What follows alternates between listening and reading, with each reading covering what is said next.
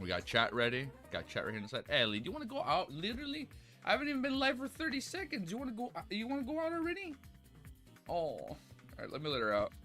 Oh, Ellie, I'm so. Hi. You're such a cute little dog. Okay, if you want to play, come play over here in the chair with me. Come on. Come play in the gamer chair. Hey, yo, bro, what? Never say never. Never say never, brothers. Never say never. Hold up. Let me just send the missus a little message. I'm just going to say we're going to clock in for like an 8-hour stream. Then we're continuing.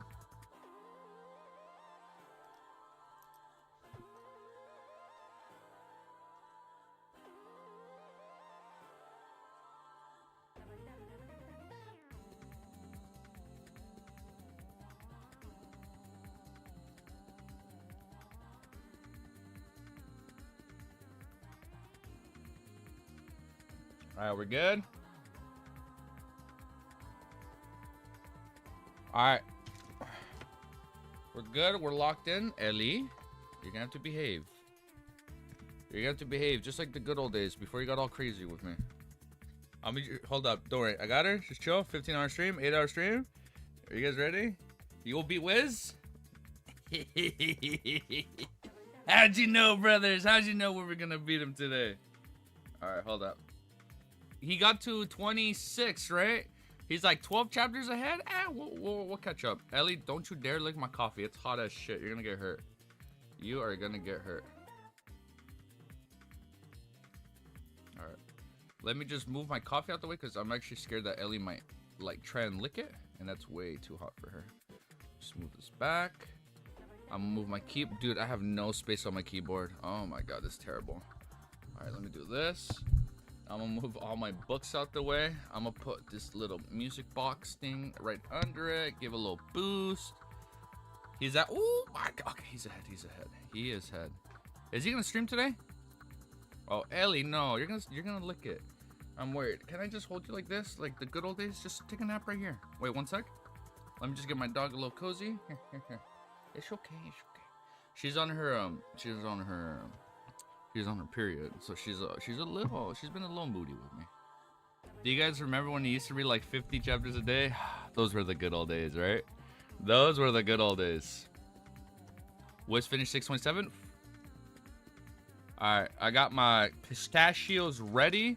I got my coffee. We have like 700 gigs of freed up space. We deleted a lot of reacts, and I only kept like 10 reacts from everything we've uploaded. I think I only have like 10 reacts, and I kept the. No, I kept like 10 read-throughs and I kept all the videos we've done. No, he isn't gonna stream today.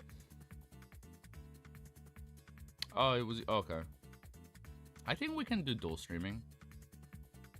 I think we can overlap. I think we can make it work.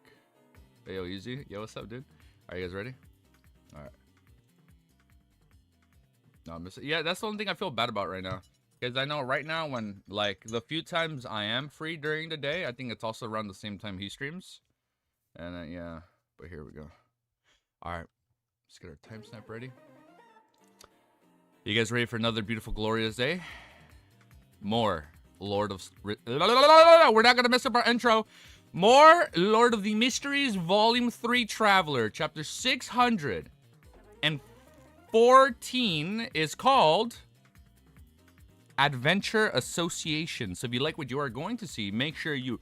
How do YouTubers go? Make sure you smash that subscribe button, share the video, like the video, comment the video. Let me know what you think. All right, let's go. You guys, come on. If you guys are like 600 chapters deep, you know what we're here to do. All right, timestamp. Oh wait, I switched up my timestamps. Now I'm doing my timestamps up here on the top. Wait. Yes, I'm redoing my timestamps. All right, and also, by the way, thank you to all our mods. Thank you to all our members. Thank you to everybody who's been watching day 1, even after volume 1, volume 2, during volume 3. Thank you guys. And all right, let's get started. Let's get started, shall we? Timestamp. Timestamp. Timestamp. 0 minutes. Yo, what are the fucking odds we get another trailer today? Now or like, ain't no way? Easy. What do you think about the powers of the dice and thoughts of energy? Dude, it's crazy. I actually do find it kind of busted how you have a 1 in 6 probability of getting your fate. Well, no, hold up. It's like 50-50, right? Like you have like a 50-50 chance of either having good luck or bad luck, or no, your fate. Your fate, like it's wild that it changes your fate. And it's like the uniqueness, and then it can like digitize the entire world. That sounds more kind of broken than the fucking quill, dude. Like the quill sounds crazy, but now it's like the fucking dice comes into place, and like now it sounds just as dangerous as the quill. How the dice can control the fate of the whole world. That's the one thing I can't comprehend that. Like, so I'm under the impression, yeah, before we start reading, let's talk for like 2 minutes about that. I'm under the impression that it only affects the people in its vicinity, and like not necessarily the entire world. But then it says it can like what does it mean when it says it can digitize the world? Like it can, like, I know it said over time, as it digitizes the world, it would eventually be able to change everybody's fate to good or bad. It slowly starts to affect the world more and more. Okay. So it sounds like if a snake of Mercury does not consume that and become a wheel of fortune, eventually the uniqueness ends up affecting everybody's fate. If not kept in check, it affects bigger and bigger things. Okay, so, oh, that's why it didn't wake up until Darkwill dropped the dice. And then after a while, it started affecting him. And then it started affecting Klein, which was the second person, because now it's like now another person won't believe him. Okay. And then over time, I assume, like, who knows if maybe that boat ride was a lot longer. Over time, that's why Klein said it might affect the ship at this point. Got it. Then over time, it'll get big. That's crazy. What the fuck? I still can't, like, I still haven't, like, fully grasped what, like, a uniqueness is. It's crazy. Oh my god. You know what's crazy, man? Okay, I know. Sorry. She's a little moody right now. But can't you tell? Hey, I'm trying to help you. I'm trying to make sure you don't have any fleas and ticks on you, okay? You should be saying thank you. But I get it. You're a little moody. You're a little emotional right now. I'm gonna put you down. You get some sleep. I have a question. Where are we? On the bot? On the bot or not? On the bot or not? Wait, I don't know what that means, Aris. Uniqueness is a uniqueness easy? Alright. Did it ever affect client? Well, it not necessarily didn't affect Klein, just Klein didn't. So I know he's like immune to subtle. Well, no, he's immune up to a certain effect. But I assume the quill, I assumed the dice actually affected him, and that's why he didn't believe Darkwill. He was like, oh, that's too easy. Why would I believe that? I genuinely believe the dice affected him at that point and made Klein. Yeah, okay, so it did make him believe, because the dice was the dice was able. The dice. Oh my god, I can't fucking speak. It's way too early. The dice had a stronger effect on Klein rather than the bishop that was trying to like enhance his luck gambling that lost 30 pounds. So like the bishop that was trying to enhance him and lost 30 pounds, his technique wasn't as strong as the dice. That's how I interpreted it. That's the dice. Affecting probability of Klein believing. Right? I forgot about that. Okay. So let me let Ellie out. You want to go out? Wait, hold up. Because Ellie had like a flea. And because she's so moody, hey, stop. Can you just let me check? Here, give me 1 minute. Can you just let me check you?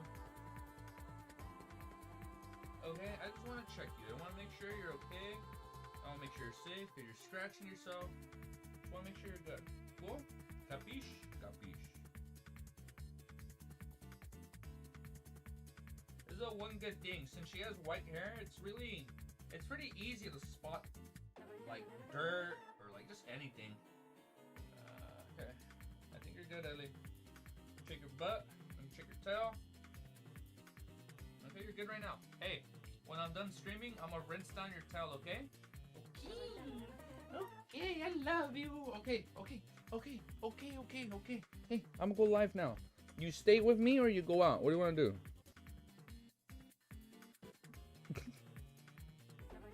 Here, I'll let you go out. I know, you're probably gonna want to go out. You got all your toys outside. Go for it. It's crazy, man. I was looking at puppy pictures when I first had her. She's grown up so much. I got a little emotional, dude. Heck yeah, it's a tick searching stream. Oh man, I found one tick. I was like, oh, Ellie! Oh my god! I was like, oh shit! I like trying to get it. I fucking lost it. It took like 30 minutes, but I fucking got that little shit. And then she had a lot of little like black dots around her tail, and I couldn't tell if it was dirt or if it was like eggs. So we got rid of everything. There's like 5 or 8 of them or so, and it was so gross. And then Ellie's on her month, so she's like really moody and upset with me every time I'm trying to touch her, and I'm like girl, I'm doing this because I love you, because I care for you. Like let me do it. Let me search. All right, here we go. The race continues. Yo, by the way, dude, no, it's if Wiz needs to stream, he can stream. Because I know. Get tick shampoo, bro. Trust? Okay, I'll look into it. I have a conditioner. It's like a 2-in-1, but I'll look at that. I have like a little flea tick collar on Ellie, so it's supposed to be good. I switched it out. It was supposed to be good for 7 months, but I switched it out yesterday. Even though there was like allegedly 2 months left, I was like, I'll switch it out just to see if maybe like it's not effective anymore. But here, let's keep going. Let's keep reading. You guys ready? Chapter 600. Oh, I forgot to change my music. Chapter 614. Yeah, it is. It's called Adventurer Association. Watch me. We have a lot of free space now on our PC. Klein sat in front of the bar counter and slammed his fist onto the counter. One glass of Southville beer behind him, the few bouncers hesitated about whether to come over to give him a warning or pretend that no one had fired a shot. The bartender signaled to the bouncer with his eyes as he picked up a glass and chuckled. Why don't you try a cup of sweet lemon? Our boss once went to Trier to learn cocktail mixing. He had mastered many of the cocktail recipes left behind by the Emperor Roselle, and he had created most of the popular sweet lemon and Ravi on his own. Klein wasn't moved as he calmly replied, I only drink beer. All right, the bartender was in a rush to get the bottle of Southville beer, and he said with a smile, Sir, are you an adventurer? Klein nodded without saying an answer. Oh, did I not fix it? I thought I fixed it. Sorry, you can tell it's pretty early for me because my nose is still pretty fucking congested, dude. Tierra is the capital of Ventus. I forgot about that. Thank you, Ribeiro. Oh man, you're gonna hear a congested Easy for like the next hour or so. Oh my god. Woo. All right, let me do this. I found my place. Our boss once went to Tier, which is the capital of Intis. Thank you, Romero. He went to the capital Intis to learn cocktail mixing. He had mastered many of the cocktail receipts left behind by the Emperor's Zone. He had created the most popular sweet lemon and Ravi on his own. I keep mispronouncing it. Klein wasn't moved as he calmly replied, I only drink beer. All right, the bartender was in a rush to get the bottle of the Southville beer, and he said with a smile, Sir, are you an adventurer? Klein nodded without saying an answer. The bartender didn't hesitate as he said with a smile, Perhaps you should meet our boss. He's very friendly to new adventurers and is willing to treat them to drinks. Besides, there will be some aid offered to you. Klein, who had come with the intention of purchasing the supplementary ingredients of the marionettist, didn't reject the offer. He took out a brass penny and flicked it before catching it firmly. He placed the penny on the bar counter and as a tip to thank the bartender for the information before slowly standing up and walking to the second floor under the lead of a bouncer. When he entered the room at the other end of the corridor, the room was covered with thick, brownish yellow soft carpet. There was a faint smell of high-quality coal burning mixed with the aroma of a cigar. A middle-aged man with his blonde hair combed neatly backwards was leaning on a reclining chair, sucking at the cigar as he read the papers. Surrounding him were 6 bodyguards. I hope we get 3,000 before we finish volunteering. That'd be sick, dude. Yeah, oh my god. Wait. By the way, dude, we passed 2,500, man. Thank you guys. We went up like 20, 40 people in like the last 2-3 days, man. Thank you guys. Hopefully, knock on wood. That is the goal. The middle-aged man put down the newspaper, pulled up with the collar of his black shirt before slowly standing up. He extended his right hand and said, Welcome to our RV, my adventurer friend.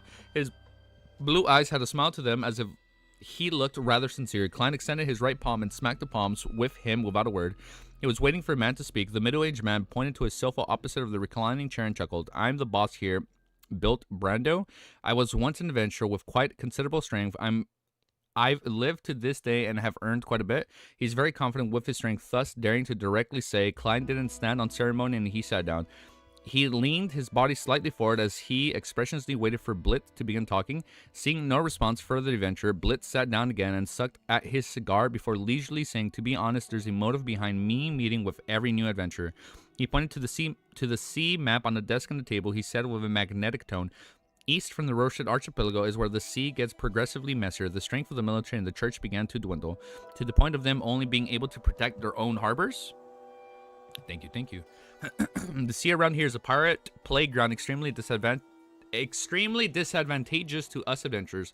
Therefore, I wish to organize everyone to form loosely a connected alliance so that we can band together when faced with dangers. The alliance doesn't have any strong binding terms. You can choose to turn a blind eye when other adventurers encounter danger, and no one will punish you. However, if you were to encounter a similar situation, don't hope for help to be provided. In addition, I can promise one point: adventurers of the Alliance will be able to get the prices of the lowest in nature when purchasing items from me. Alright, sounds like we're gonna get a marionettist item. When selling their spoils, they will at least get market price. After finishing the description, Built smiled at the new adventurer. He chuckled and asked, "What do you think of it? Are you interested in joining this loose alliance? Don't worry, you won't need to make any additional payments. Our purpose is to only render assistance when faced with pirates." Clyde nodded. "It sounds pretty good." "Huh, I think so too. I once thought of naming this association Adventuring Brotherhood, but I felt that Brotherhood is overly constrained, so I changed it to Adventurer Association," Built said in self-deprecating manner. Having said that, he lowered his hand with a cigar and smacked his lips. He shook his head and smiled. "Sorry, I forgot to ask your name." Klein maintained his posture and replied in a deep voice, "German Sparrow." Oh, of course. Dude, I love JoJo. I actually haven't finished part 6 because Netflix dropped everything. But yeah, dude, I was watching JoJo weekly, bro, back in the day. I remember, I think I first started, well, hold up, quick side tangent. I'll pause the recording. But yeah, I started watching JoJo when I think the dub came out for part 1. Wait, hold up. Let me sip my coffee. Many true creator gaze upon you. I randomly clicked on JoJo episode 1 of the English dub years ago when it came out, and I watched it weekly ever since. I watched all of part 1, and then I switched to English right away. I watched all of part 1, part 2, part 3. Part 4 was hands down my favorite, and then part 5 came out, and I really like part 5. But I don't know if I like 4 more or 5 more. I kind of like JoJo part 4 a little bit more than 5. Even though 5 had some crazy, "You're not a real JoJo if you didn't admit the joke about the guy called Brando." Wait, what? Wait, was there a guy in chat called Brando? "You're not a real JoJo friend?" Well, Brando is from JoJo, right? Well, I mean, it's been a while. And look, I haven't watched JoJo since part 5 ended. Like, I never went back and rewatched it. Oh, that shit was sick. Fuck, man. It was so cool, dude. Oh my god. Dio was fucking crazy. And then in the opening, when it's the final opening, and like rewind, and he's like walking in slow-mo because he freezes time. Didn't you watch part? I actually didn't finish part 6. I watched like the first 8 episodes with Jolene. In this chapter, there's a guy called Brando. Really? Did I not get to that? Maybe I didn't get to Brando. Really? I didn't watch part 6 as fucking Netflix just like dropped everything at once, and then I completely forgot about it. That's the only thing I don't like when anime gets dropped in bulk. I sometimes I feel overwhelmed and I don't get to it. I can't wait until you catch up to Anime Wiz. Hey, we're gonna catch up. I'm the boss here. Oh, his name was Built Oh! I just read Built. Oh, shit. Sweet, really? Because it did say that he took some inspiration from JoJo. Dude, I'm excited, man. Fucking Steel Ball Run. This is gonna be fucking sick. I mean, I have no right saying that because I haven't finished part 6, but everybody says Steel Ball Run is like hands down the best. And I know part 8 ended, so it's like, all right. That like they got 2 more parts they can do. Yeah, I don't like how they did that. But I got to the part in Jolene where she ran into her dad. That was pretty sick. And then that was it. That was pretty cool. They were like in an interrogation room. Hold up. Someone's probably calling me a fake fan. Hold up.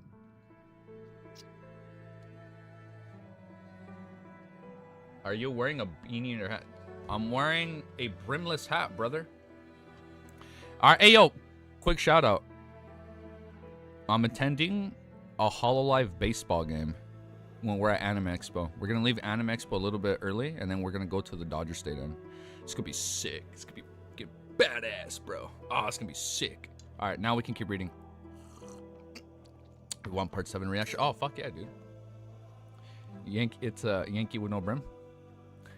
All right, let's keep reading, though. We found my place. I lost my place. Give me a sec.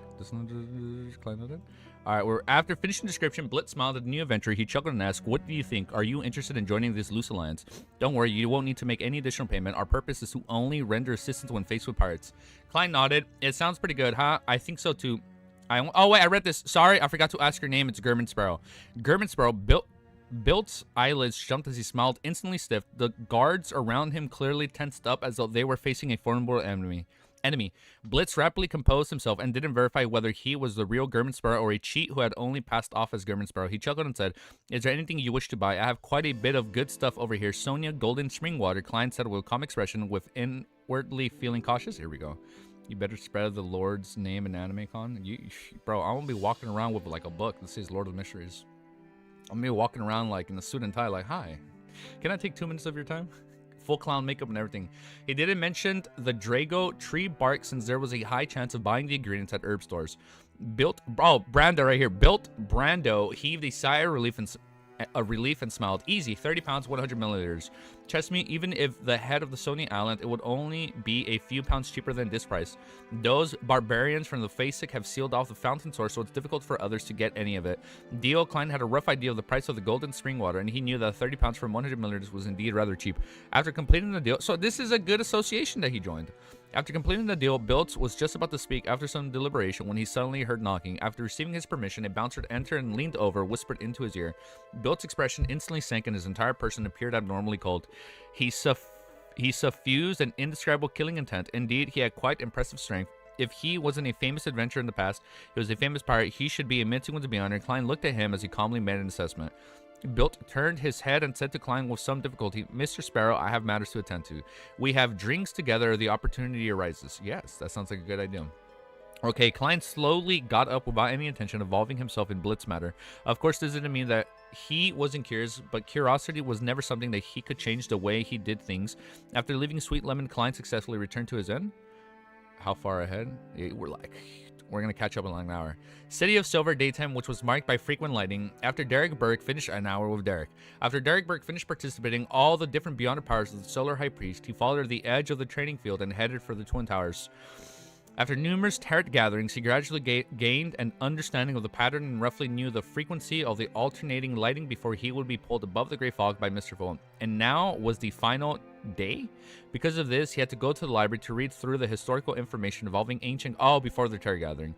Involved ancient gods, so that's to offer them to Mr. Fool. After passing through the partitioned area of the training field, Derek subconsciously looked inside and saw the exploration member resting inside.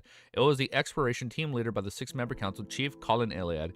They had recently finished the exploration based on the information they had received from Jack, and they had returned to the City of Silver, where they were now in quarantine. Derek retracted his gaze with a somewhat heavy heart as he went all the way to the steeple and went to the 3rd floor where the library was. He was just about to walk to the bookshelf that held all the ancient books on the legends when he caught a familiar figure through the corner of his eyes. It was a fair and beautiful woman in her 30s. She wore a long... I don't know who this is. And we went back to hers and no more horror with Derek Berg. All right, let's find out, dude. Let's find out what's going on with him. She wore a long black embroidered with mysterious... This is in the Shepherd Lady, right? With a mysterious purple pattern, her curly silver gray hair cascaded down.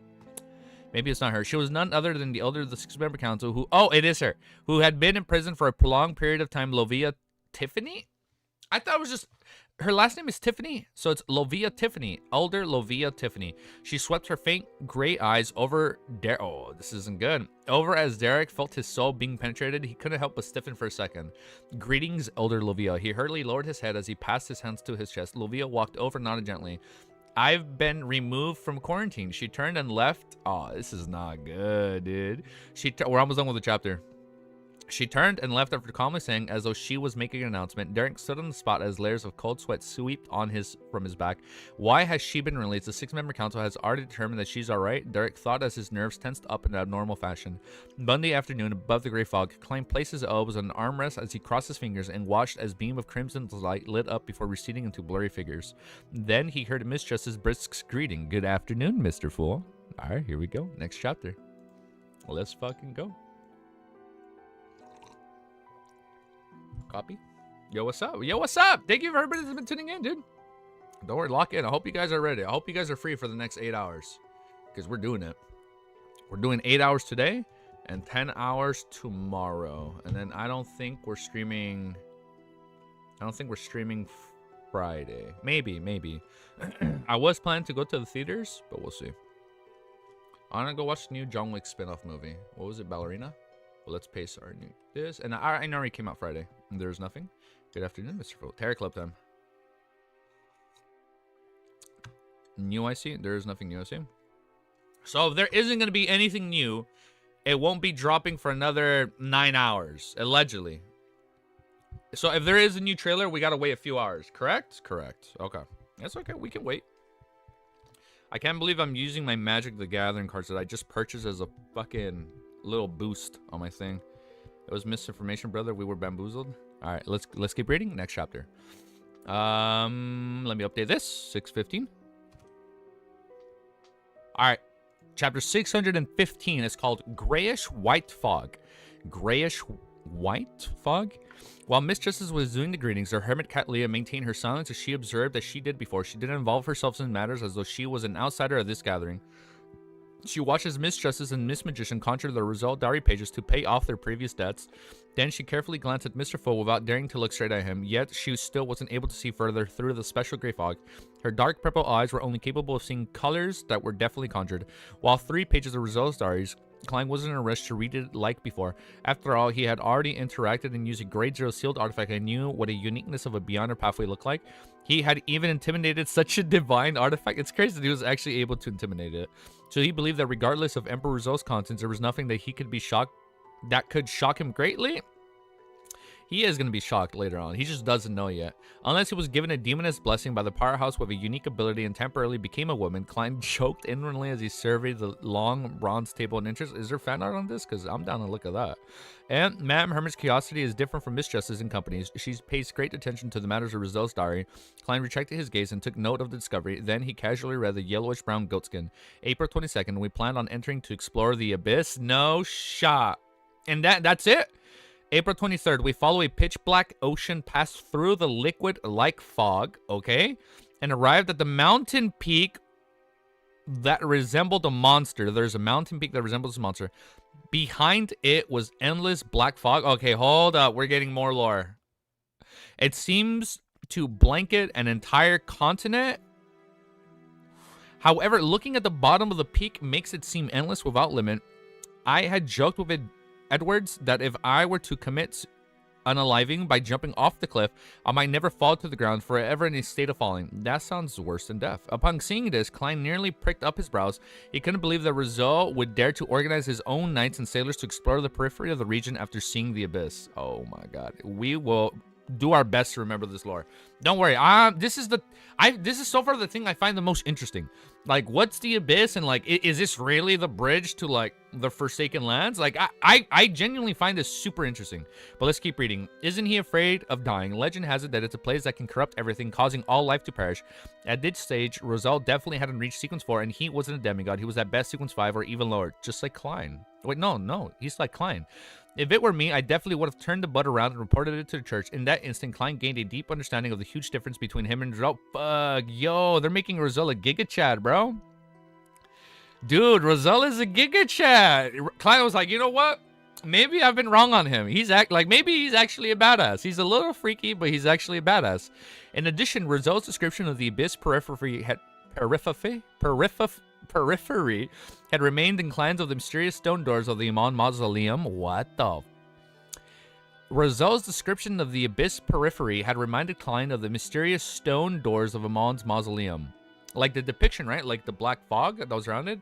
A similar scene had appeared after the church's steaming machinery, Archbishop Hormic's puppets made contact with it. I wonder what Rizal discovered there. At the very least, he didn't die from his exploration. He still had an exciting life after that. Klein moved his gaze down and read the remaining contents of the diary page. April 24th, we proceeded down the peak in an attempt to probe deeper. The thick black fog is bitterly cold, as though it can erode flesh and soul. Luckily, the Dark King, I'm on board, has certain items that resisted the corruption. I'm sorry, he was with the Dark King. Or all suspect that me and my knights of the apocalypse will become members of the Farron's Undead Legion. I did not understand that reference. It's very quiet, and we didn't discover anything. April 25th, we saw devils, but they were in the form of rotting corpses. Behind the black jagged mountain below a slush-filled opening that one cannot call a path. There were different devils' corpses that were either in normal or unimaginable places. Dark King is a ship. Nast's ship that was part of the Solomon Empire, right? Oh, yeah, you're right. It was the only one. Yeah, you're right. It was a relic of the Solomon Empire, so it's not like there's another one. So he was on that ship before Nast. Okay, got it. Before Nast claimed the ship. Got it. Thank you for the refresher, Romero. The taste of the abyss is still not bad. It was as though they had all been killed at the same moment. April 26th. Either corpses or silence. There's no end up ahead. The items of the Dark King had begun to show signs of corruption. I've seldom had fear over the past few years, but here the fear of the unknown is like an invisible hand that claps at my heart tightly. I have to leave. I have to return. I can't stay here any longer. What happened after this? Emperor Rizal is very successful in escaping the abyss periphery, or did he encounter something else? Why does the abnormality over there symbolize an intense battle? Klein subconsciously had some sense and anticipation as he flipped through to the second page, only to be let down that it wasn't connected. May 8th, my beloved Bernadette is almost 2. The older she grows, the more likable she is. She's indeed a young lady who doesn't let down the excellent genes of her mother and I. Hearing her clearly call me daddy and seeing her bubbly figure, I suddenly felt a sense of satisfaction. Ever since I transmigrated to this world, I've done many things. I can say that some aren't honorable, but I've not felt any shame about it, nor have I ever regretted it. On the other hand, this has to do with me finding it very difficult to curb my desires, making it easy for me to be influenced by my environment. This sounds like a recipe of him losing control. I'm sorry. He finds it very difficult to curb his desires. I have to thank fate that I've not met a desire apostle of the devil pathway. According to the records, I would definitely succumb to the beyonders of this sequence. I might even be instantly killed. On the other hand, I still have a sense of alienation from this world. My parents in the world are very nice to me. I've also worked hard to make them proud, but I know that my feelings for them aren't substantial. Similarly, this is how I treat Matilda. It's more of a possessive instinct rather than love. I have to admit that my mental state is like playing a role-playing game in virtual reality. My parents, brothers, and friends are all non-playable characters. He just called them NPCs. I can devote some... They are different ships. The next ship is the Black Emperor. Zoe's ship is the Dark King. Oh. I mixed them up. Oh, shit. Thank you, Romero. Different ships. Got it. I have to admit, what was it? RPG players or NPCs? My parents and brothers and friends are all non-playable characters. I can devote some of my feelings to them, but never anything serious. Therefore, I can enjoy all the kinds of corrupted gatherings without any sense of guilt.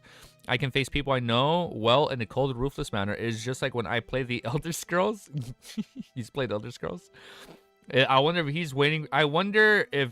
Like, before he transmigrated, he saw the trailer 8 years ago for Elder Scrolls 6, and then just radio silence.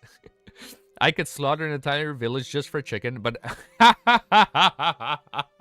I understood that reference. Yeah. When you're a Whiterun and you kill that fucking chicken, the whole town comes after you, dude. But after Bernadette was born, I realized that I had an additional sense of belonging to this world. I was no longer as estranged from before. This is my child, the living child of mine. Perhaps this is what so-called maturity is. Aww. Without children, it's impossible to realize this feeling. No, I don't even have a girlfriend. However, I have to be alert about this state of mind that mentioned in its entry. It might not exist in the past, but it doesn't mean that it would appear in the future. The higher the sequence, the greater the one's godhood is then their humanity. Klein sighed silently as he flipped through the diary pages. January 6th, a brand new year, a brand new beginning. After advancing to artisan, I finally have the powers to do that thing. Oh, so he made it. Okay, so he hit sequence 5. Wait, or is artisan sequence 4? 5 or 4? I don't remember that. This is to create the mysterious silver plate in my memories so he can transmigrate back. There's a high chance that my transmigration was a result of it. In fact, after it became a savant, I could already recall its appearance as well as the strange symbols and patterns on its surface. But the past me could clearly sense that I wasn't able to replicate something like that. January 9th, I finally succeeded after repeated failures. Artisan is sequence 6. Got it. Okay, so now he's sequence 6. Damn, so he fucking went there at sequence... So he went to the abyss at sequence 7. And then artisan was fucking... That's crazy, right? What the fuck? So he would have been 7. Yo, what's up? Thank you guys for joining. Holding the silver plate filled with special symbols and patterns, I tried hard to inject my spirituality in a bid to activate it. An endless gray white fog seemed to surface before my eyes, but nothing had happened. Is it a problem with the material, or am I lacking certain requisites. January 10th, according to my recollections of the transmigration experience, I restored my past state believing that I no longer lacked anything. However, the mysterious silver plate only showed me strange gray fogs. It wasn't able to help me do anything. However, the mysterious silver plate only showed me the strange gray fog. It wasn't able to help me do anything. So it's like, there's no way out. Since this doesn't work, how did I succeed in my transmigration back then? I temporarily gave up my attempts as I destroyed the silver plate I created. Perhaps one of my higher sequences beyond and become a demigod. I will have a way to interpret those patterns and symbols to figure out the truth behind my transmigration. Yes, I'll definitely become a demigod. I'm the protagonist of this era. Now the diary entries are not in chronological order. I forgot they are not in chronological order. Shit, this is what's confusing me. This would have been before.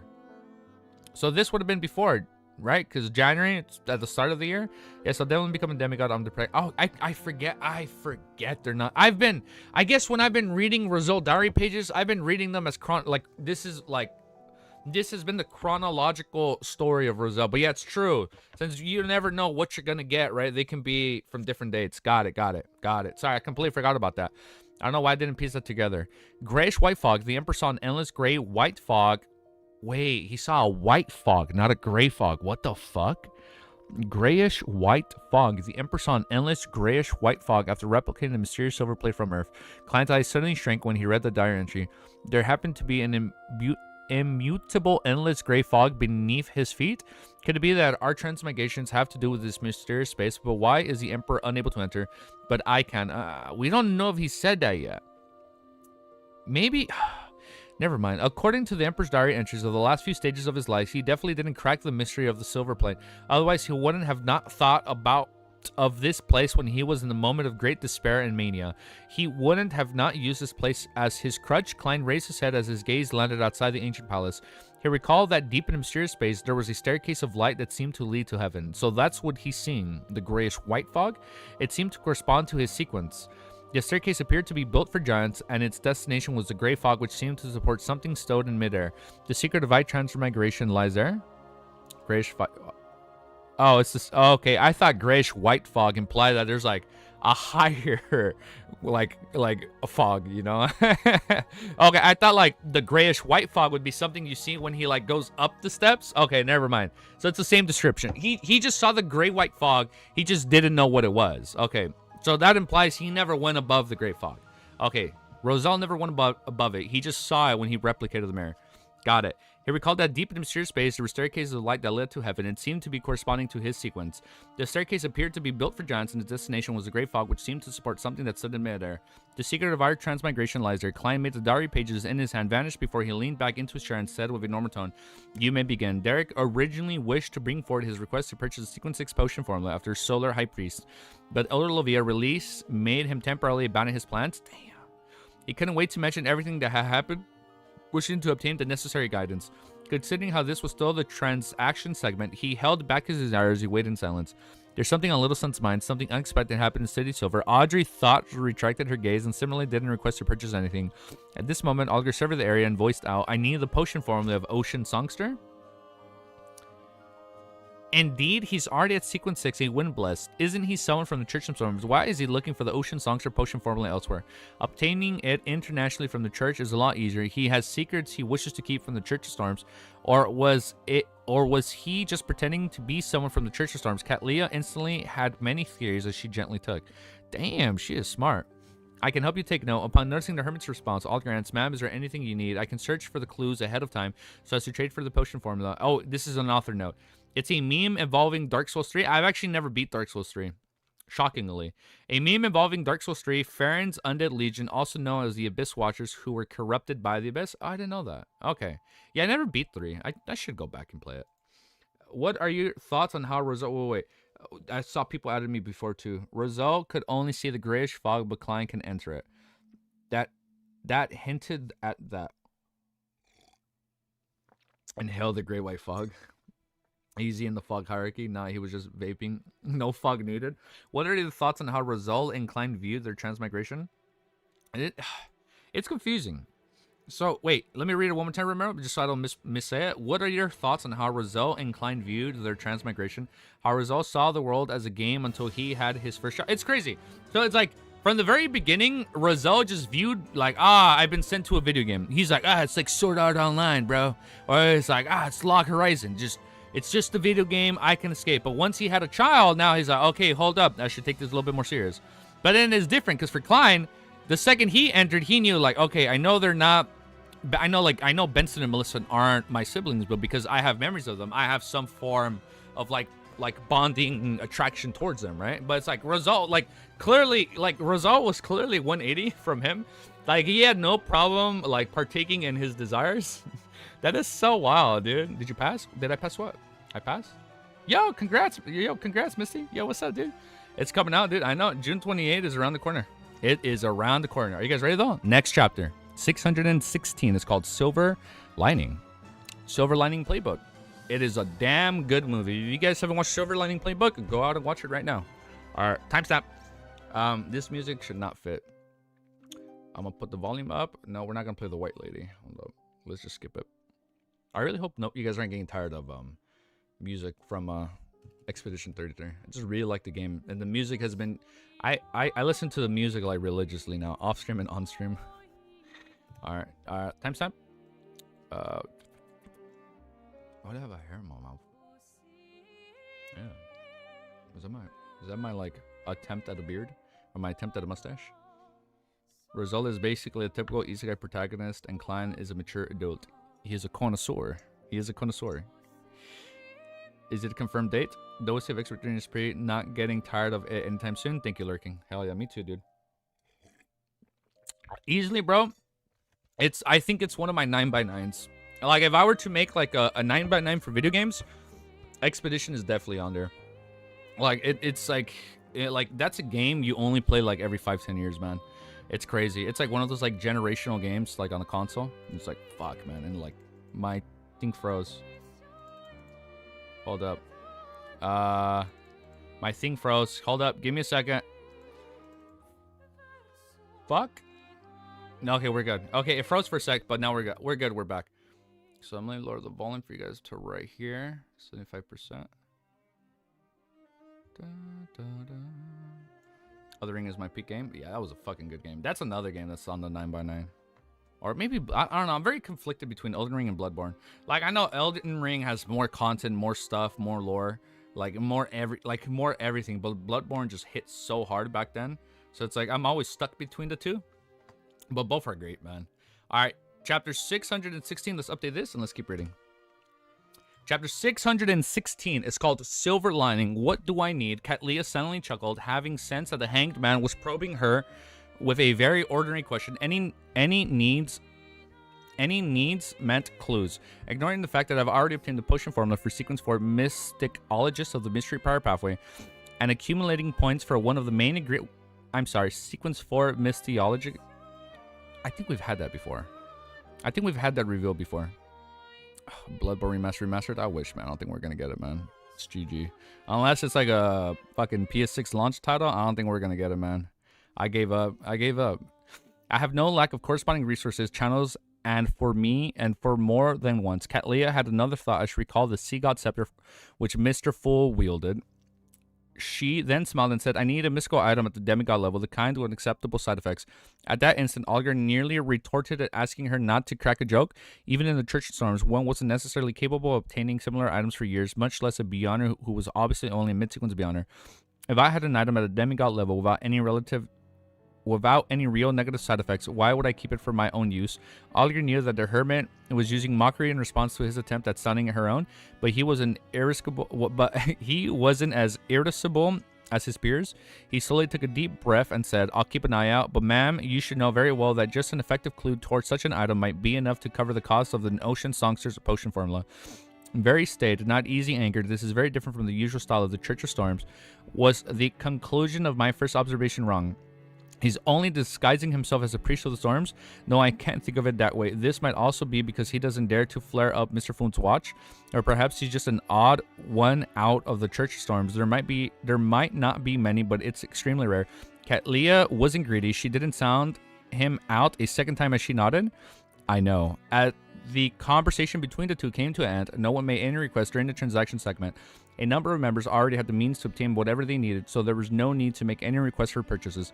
It was mainly Audrey and Forge who were waiting for the subsequent potion formulas. Another reason stemmed from their financial situation or circumstances, or they weren't able to make an early expenditures. This included Emblyn, who was filled with desires from the Sanguine's Viscount inheritance, as well as Miss Magician, who wanted a mystical item. Indeed, as everyone slowly casts off their statuses as the low sequence beyonders, advancements are no longer that fast. The rate of transactions was also rapidly dropped. In the past, there was basically 1 or 2 deals every week, but now it might be 2 to 3 weeks. In the future, it might be every 3 to 4 months. Without knowing whether it was for the best or worst, Klein nodded gently to indicate that it was time to engage in free exchange. Audrey looked at Derek and waited for him to describe the unexpected situation in the City of Silver. Derek didn't let her expectations down. Before anyone could speak, he earnestly said, Elder Lovia has been released. I encountered her at the library. Shepherd Lovia has been released. Using the flesh and blood, the entire team that she had led was corrupted by the true creator. So how can she be without any problems?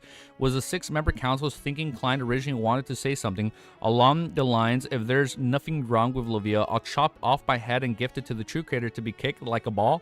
However, considering how swears and curses involve deities in them and might lead to terrible consequences, he rationally changed his thoughts. Oh, you can't even say bad words, like because if you use a deity in vain, you're screwed, right?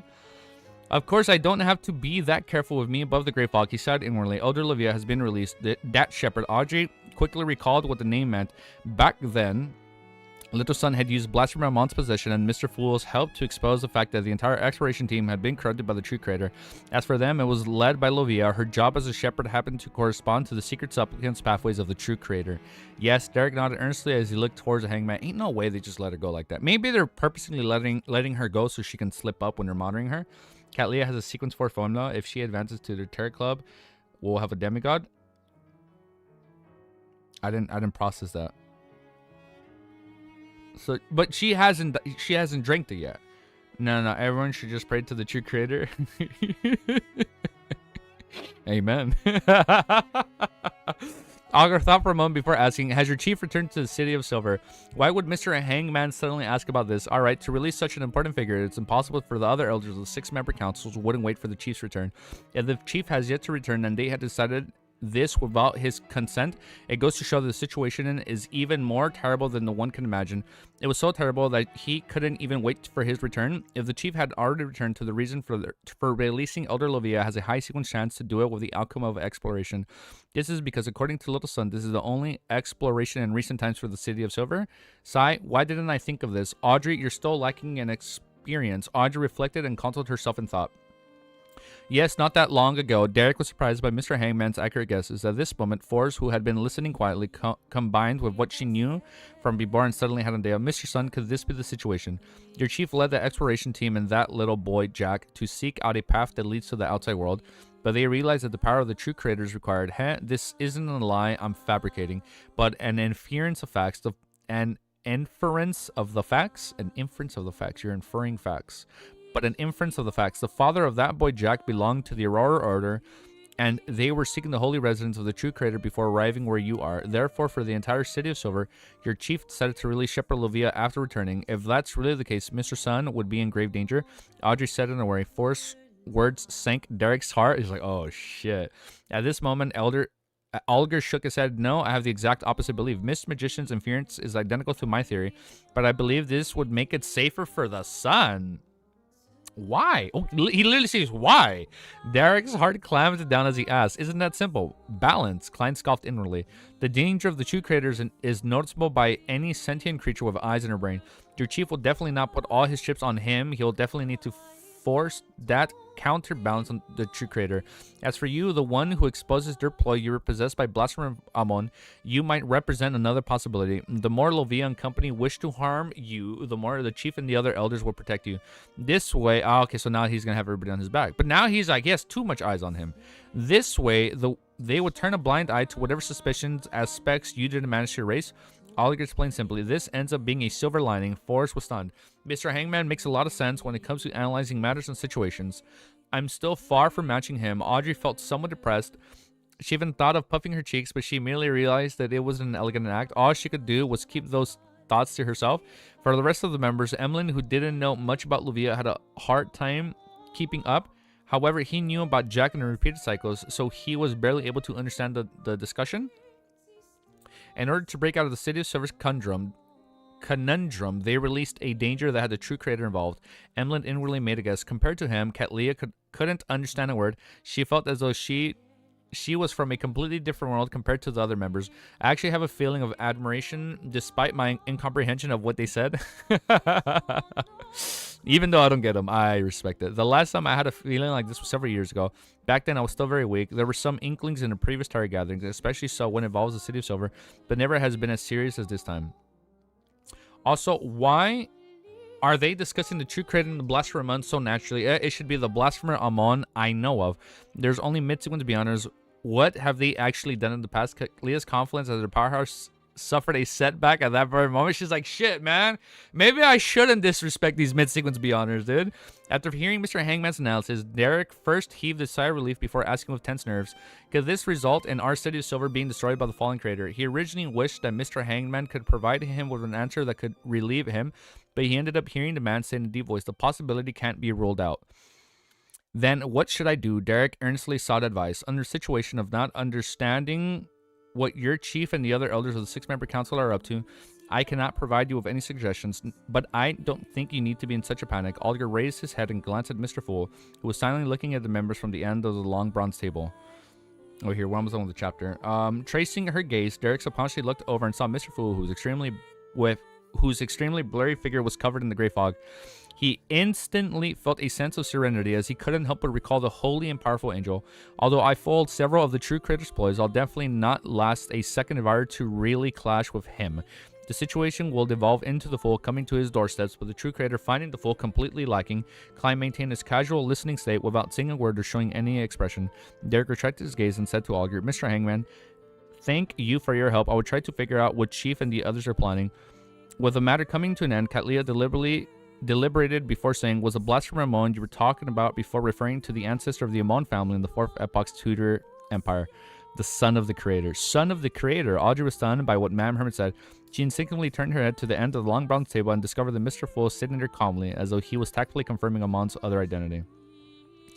He was like, how did you know that's what we were talking about?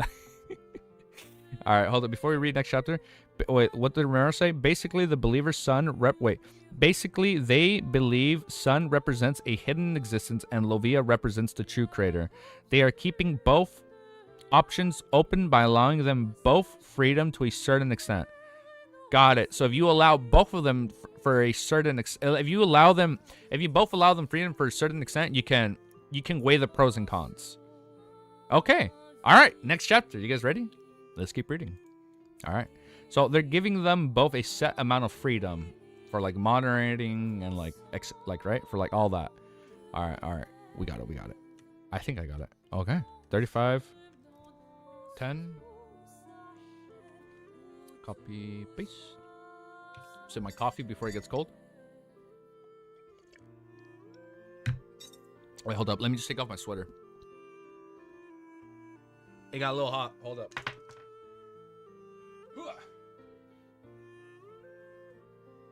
Give me a sec.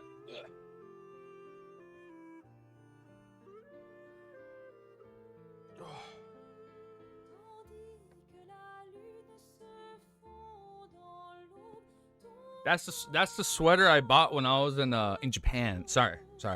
Not showing off. But that was the one I bought at the like Tokyo Uniqlo store.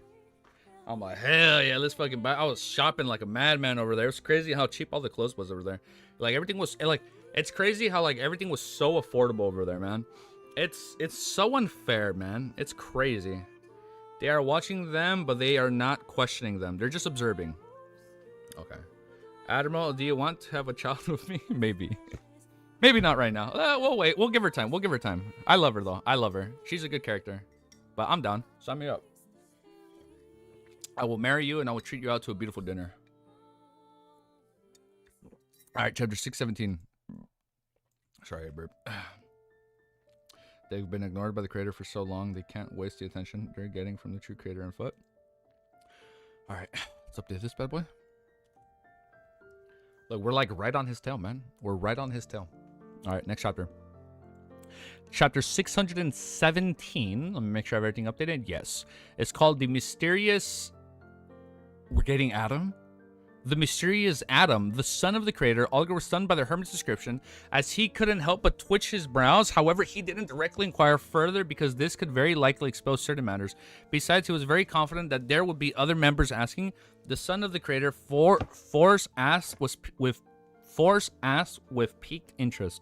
She never expected Amon had such a shocking identity, aside from the titles like Blasphemer and the King of Angels. She was filled with curiosity over this. Catlia swept her a look and said without a change in tone, legend has it that back when the original creator split into the various deities and races, his body produced two babies. One of them was Blasphemer Amon. The mural inside Amon... Oh yeah, I'm like, I thought we knew this. Klein knew this, but Klein knows this, but he didn't share this, did he? Catlia swept... Wait, the mural inside Amon's mausoleum was somewhat different from your description. Back when Amon and Adam was born, the creator had just awoken and withdrew the authorities of the ancient gods. He was seated high on a holy mountain and was surrounded by angels as they praised him. I remember this. There were no signs of him dying or splitting. The mural does have something in common with the City of Silver's historical records. Perhaps the creator had really awoken twice, and perhaps the original... Awoken twice? No, not 18 plus. No. The mural does something in common with City of Silver's historical records. Perhaps the creator has really awoken twice, and perhaps the original creator and the Amon's father, the creator as recorded by the City of Silver, aren't the same person. Both of them have an inheritance relationship. As Klein listened to Madame Hermit's description, he began theorizing. Amon is actually the... I'm sorry, didn't Klein know this when he looked at the mural? Amon is actually the son of the creator. Such a status is in no way inferior to the true gods. As for Mr. Full, our tarot club was able to easily purify his avatar and stop his possession. I'd recalled the past matters and suddenly felt that she had unknowingly exceeded many ordinary beyonders. The circles and levels of known exposure that the two groups had differed by more than 100 lines. If someone says something... No, it's okay. No, it's okay. It was just a question. No, yeah, but we're answering that. So yeah, no, it's okay. She asked with piqued interest, Ma'am Hermit, do you know the other son of the creator? Oh yeah, Adam. Catlia answered. Oh my god, I can't read. I'm too excited now. Adam. Catlia answered succinctly. I can't read. I can't read today. Audrey was... Dude, thank you. There's like 40 of you guys here, by the way. Thank you guys for tuning in. Audrey was clearly taken aback. This was because her question only required a yes or no. After receiving the confirmation she knew of, she would ask for details and make it clear that she was willing to pay for it. Who knew that Ma'am Hermit had directly given her the name Adam? She doesn't seem to care too much about such information. She's in control of a lot of information. Audrey managed to infer certain matters through this detail as her eyes darted about. I've never heard of an important figure named Adam. We have. I haven't either. Apart from being recorded as the son of the creator, it's likely he has never appeared before. There are nearly no traces of him in the history of the fourth epoch. Catlia answered frankly. This Adam is very mysterious. I'm already rather well versed in the fourth. This is gonna be like the most broken character, right? If he's this mysterious, easy ignoring. No, never. He said different. Klein knows he's the son of the ancient sun god. Catlia said he's the son of the original creator. Wait, hold up. Now we're mixing up creators.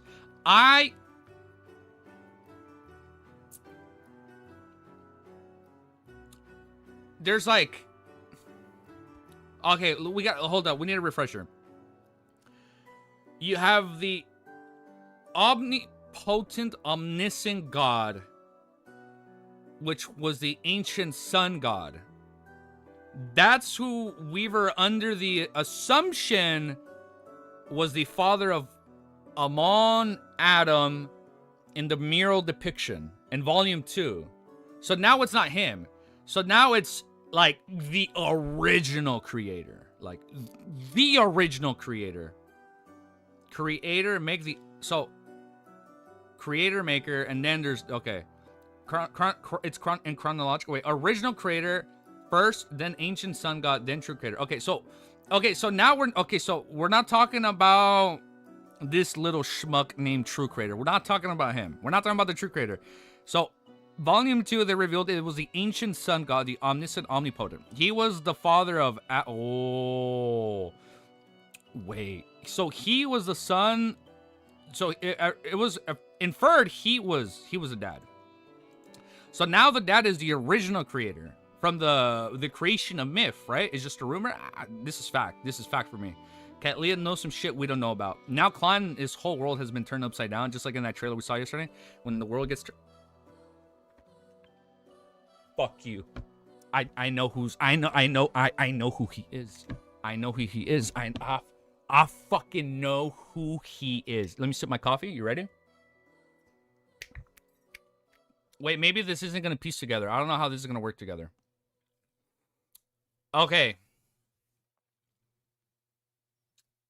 Conflicting knowledge. You can't always believe. Okay. This conflicting knowledge perfectly lines up with this theory on who Amon and Adam represent. Adam has... Hold up. I should do a timestamp so I don't forget. Hold up. Let me do a fucking timestamp so I don't forget. Hold up. I need to do a timestamp. I don't want to forget this part. I want to make sure it has a timestamp in it of its own so I don't forget. Amon and Adam theory. Okay. Let me make this its own timestamp. You can send links. Yeah, you can send links. I mean, it might be... I think only mods can send links, but on Discord you can. All right, this is what I'm thinking. Now that Katlia is giving us conflicting info on that they're really the children of the original creator. No, it's not a schizo theory. It's going to be an amazing theory. Watch. You guys have originally sent me the picture of the mythos, right? The creation of myth. What did we see in that picture? He has 2 kids. Coincidentally, one has gold hair. I think you know where I'm getting this. One has gold hair. One has black hair. Adam represents the sun in the picture of creation. That's one child, right? One side of the coin. And then Amon represents the moon. Because he has black hair. And we now, so if he has 2 kids, right? I don't want to reach out yet. You guys are typing a little quickly. He has 2 kids, right? 2 kids. One represents the sun and the moon. And then his body splits. When he split his body, that's what's created all the other shit. There's a lot of periods. Sus. We deleted the message? Okay, I shouldn't keep reading. I'm not going to keep reading.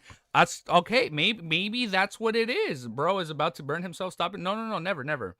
Maybe I'm burning myself because I'm actually onto something. In the creation myth, he said the sun was eternal blazing sun. But we know people can be replaced. You're thinking of the original myth, not the ancients. No, I know. That's what I'm thinking about. Yeah, that's exactly what I'm thinking about, Cammy. In the creation... No, I'm thinking about the creation myth. If Katlia is saying that they're actually the sons of the original creator and the creation of myth, he split his bodies, created all the pathways, this and that, all the characteristics. And you also have the sun and the moon, right? Adam has gold hair. He represents the moon. Maybe he was the original eternal blazing sun for all we know. I don't know. Maybe, I don't know. Because he's so mysterious, he became the eternal blazing sun. And we already know the eternal blazing sun has had somewhat contact with Klein in Volume 1. And then would it be very coincidental if Adam, which represents the moon, which Amon, that represents the moon, then he had somewhat sort of contact with Klein in Volume 2. So now it's like both sons had contact. Meat? I think we're cooking. I think we're cooking a fine steak. Let me put these here. I think we're cooking a fine piece of steak. Right? What you think? No, I think that's it. That's all I wanted to say. That's pretty cool, though. now, is that gonna happen? I don't know. Well, I think you guys told me I guessed something in Volume 1, but I don't know what else I guess. But that's all I got. All right, let's keep reading, though. The meat is raw. I'm turning it on. You gotta put it on low, and then you slowly gotta cook it. But maybe that's what it is. Maybe that's what it is. Oh, I didn't read what Hope said in case it was a spoiler, but it's okay. We'll leave it there. All right, let me do a new time step, and we'll just call it like resuming volume, like resuming this chapter. 44 minutes, 19 seconds. Resuming. I spelled resuming wrong. That's okay. Resuming chapter. Fucking shit, I can't type. Resuming chapter. How was that theory though? Was it a good theory? Theory? Hopefully. The meters are out. The real thing is which person info. Yes, and now the thing, we don't know who it is. Write down the idea to read when you are done with the whole story. I know we gotta write things down. The fire gone. All right, now the fire's gone. All right, the kitchen, the stove has been turned off. Now we keep reading. Now that would be kind of interesting. That would be kind of interesting. Good theory. I think that'd be. There's a lot of speculation. All right, let's keep reading. All right, now we keep reading. That was a. I think that was a good theory. Maybe I'm wrong. Maybe not. Adam, Katlia answered succinctly, as I mispronounced it. Audrey was clearly taken aback. This is because her question. Oh, I just read this. I've never heard of an important figure named Adam. I haven't either. Apart from being recorded the son of the creator, it's likely he has never appeared before. There are nearly no traces of him in the history of the fourth epoch, Ketlia answered frankly. This Adam is very mysterious. I'm already rather well versed in the fourth epoch's three empires of the Solomon, Tudor, and Turnacist, as well as the angel families that come under them. Yet I've never heard of him before. If it wasn't for Rhodes, who streamed the Church of the Steam and Machinery exploration of Amon's mausoleum, I wouldn't have even known his name. Has he long perished, or is he hidden in the dark while screaming something? That's maybe. Klein signed inwardly. Audrey subconsciously glanced at Mr. Hangman and discovered that him shaking his head as well. Amon is a king of angels, so it doesn't make sense for Adam to not be one. Hold up, that was two double negatives. So it doesn't make sense for him to not be one, which means like he has to be one. There should be records in the city of Silver. Audrey looked at Derek. For some reason, Derek easily understood what was on Miss Justice's mind. He said in slight embarrassment, we do not know about Adam, just like how we don't know about Amon. I was previously searching for the ancient tomes related to the King of Angels. I believe that I was lacking in clearance as my sequence was still low at the time. I will continue searching for information on this. King of Angels, Katlia moved her fingers indiscriminately as she memorized the face. You know what? Crackpot theory time is over. Dude, like, the more I think about this, the more interesting Amon and Adam are. Like, I think they're at the top of my list for, like, how schemy they are. By the way, did you know that Wiz predicted Amon's pathway by flipping a coin and dividing through all the 22 till Marauder was left? Yeah, no, we talked about that. No, we talked about that on stream. Yeah, no, I remember that. He's like, it landed on Marauder, right? Because he can steal. I'm like, what the fuck? And I remember he's like, dude, if that's crazy, I'm going to make that its own video. And I remember that. No, yeah, it's what we talked about. Okay. Amon and Adam have to be scheming something with Klein, bro. Like, they have to be pulling, just how Ince pulled the strings in Volume 1. Amon or Adam have to be ones that are, like, pulling the string for, like, the entire series. And, like, we just don't know them yet, bro. Like, there has to be more to it. Amon, Katlia answered... Did I lose my place? Audrey subconsciously glanced at Mr. Hangman, discovered him shaking his head as well. I read this. King of Angels, Katlia. I was previously searching for an ancient tombs related to the King of Angels. I believe that I was lacking in clearance, as my sequence was still low at the time. I will continue searching for this information. King of Angels, Katlia moved her fingers indiscriminately as she memorized the phase. Has easy come to the part? Oh, I don't know. Wait, I don't know what part. But there's a few parts that we may or may not have come to, Iris. Hold up. Before I read the whole thing, She knew that Miss Justice would definitely answer if she asked, so without waiting, she directly asked, Amon is a king of angels, and that's all you are referring to. Yes, to thank Ma'am Hermit for her generosity, Audrey explained in detail. In the records of the city of Silver, the creator had many angels attending to him. Among them, the leader of the angels, who were the closest to the throne of gods, were the deemed king of angels. We haven't managed to confirm many kings of angels yet. One of them is the angel Fate Ouroboros, who originates from the ancient tombs in the city of Silver. His title is Tail Devourer. The second is Medici, who Mr. Fool happened to mention. We are still unsure of his title. The third is a guess. We suspect that Amon is the angel of time among the king of angels. Since he is a king of angels, Adam, who is the son of the creator, is very likely one as well. King. So we have time, fate. Adam would be the... Dude, he has to be on the same pathway as Derek, bro. He has to be a bard. There's no shot Adam isn't a bard, bro. Like, there's, like, no shot he doesn't become, like, the sun, right? Like, that has to be what it is. Like, I wouldn't be shocked if, like, Adam is, like, the current eternal blazing sun and we just don't know it yet. Goated idea. We need easy to attempt to divine after this chapter. I think okay, so we'll talk about it more then when the chapter ends. But I don't know, they're so interesting. Yes, to thank Mam Hermit. Well, I just read this.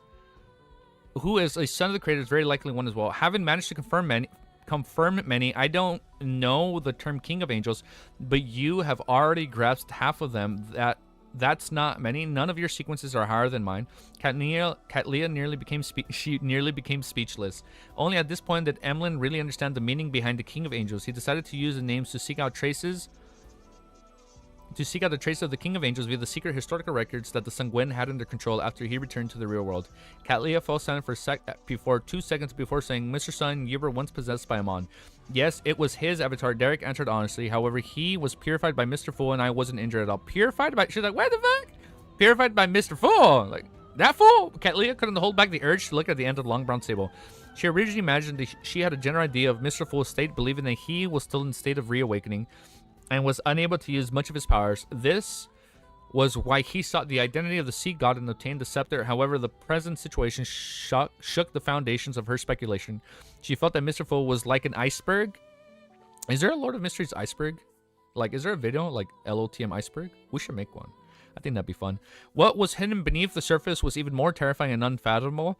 He easily thwarted Amon's plans. Under certain situations, he can briefly break through the restrictions and produce strengths of the level of a god. Katlia's heart sank as she didn't ask further. She cautiously shut her mouth. At this moment, Audrey thought of something that puzzled her. Because of this topic, she proactively asked Ma'am Hermit, after Amon's avatar was purified by the Amon, a worm with 12 transparent rings was left behind. It's said to be a worm of time. Is that correct? Katlia recalled for 2 seconds before saying yes. Which pathway does it belong to? I mean, which Beyonder pathway does the Blasphemer pathway belong to? Audrey pressed out of curiosity. Katlia answered directly without any thoughts. No fucking way he guessed that. There's no fucking way Wiz did a coin flip divination and fucking landed on Marauder. There's no fucking way, dude. Really? Katlia answered directly without any thought. The Marauder pathway. What the fuck? That is crazy, dude. That is actually wild. He actually fucking figured it out. Legend has it the Saint of Angel level. They are able to... Oh my god. That is genuinely a great fucking coincidence. What a fucking coincidence. Amon pathway was art. No, it wasn't. Was it? No, it fucking wasn't. It was known already. I don't remember that. When the fuck was that revealed? Amon was guided... Amon was guiding that coin flip. How did... I didn't forget that. No, that wasn't revealed. Bruh. This is the first time it's ever been revealed. It was... When was it revealed that Amon was part of the Marauder pathway? What? No. Bruh. Yes, it was. I'm capping. When the fuck was that revealed? When Leonard's angel sent a parasite, it was mentioned. I don't remember that. How long ago was that? Stealing other powers is from the Marauder pathway. In the 4th epoch, it belonged to the Amon family, the Zoroast family, and the Jacob family. Dude, thank you for subscribing. Like a long time ago, your memory, bro? Oh my god, little bit memory. Look, my memory for volume 1 to 2 are good. If this was revealed in volume 3, I don't remember. Azik sent in his letter the sheer psychological trauma that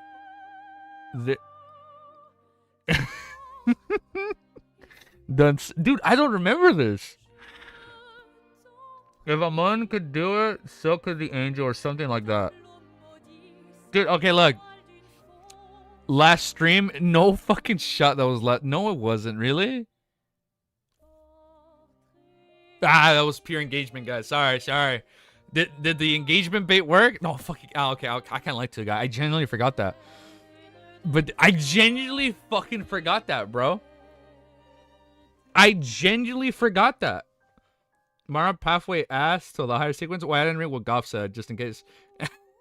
No, wait, it's not a spoiler. No, it's okay. Done moment. I don't remember that. What the fuck, bro? That's crazy. All right. That was pretty sick. I'm sorry, I forgot. My memory on Are You Done, Smith? Maybe, maybe not.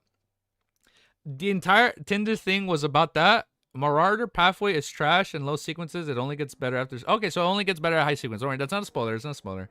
Okay, you ask Wiz. No, I thought that's him. No, when we talked about it, we were speculating. Wait, hold up. So what me and Wiz talked about during our Volume 2 discussion. So like when he was saying, I'm trying to speculate if it's what's his pathway, and he did a coin flip and it landed on Marauder. That's what we talked about. And he said, if that's real, that's going to be crazy. Marauder pathway is overrated because of Amon. I don't think it's overrated. Hold up. Amon is really interesting. Okay. Well, let's keep reading. Damn. I forgot about that. Oh, wait, don't worry. It's okay. All right. So, wait. It's okay. We'll keep reading. No, that's right. No, you guys don't have to delete those messages. They're not necessarily spoiling anything. They just say Marauder pathway is not great until a high sequence. So, both of your memories got cooked. Easy. You are consuming your friend's characteristics. That's why I keep forgetting. It's not that bad of a pathway. Prisoner pathway is the best. Oh, I like, so far, I like Secret Suppliant. Period. It simply sloped through, isn't it? Well, look. Since I haven't taken notes on Volume 3, I have been forgetful on Volume 3. That is true. Nah, Marauder is great at low sequence also. All right, well, let's keep reading. Oh, my God. Legend has it. I can't believe I forgot that. Legend has it that at the saint or angel level, they are able to full fate and cheat rules, becoming a parasite of time. Sounds very impressive. Audrey marveled inwardly before asking, then what can a worm of time be used for? Nice question. Klein secretly cheered for Miss Justice. Like, good question, Miss Justice. He pumped himself up as he waited for Madame Herbert to give an answer. He happened to have a worm of time in his junk pile.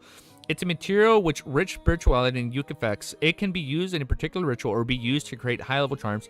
But as for now, I'm not sure. After Kalia answered, she suddenly sighed.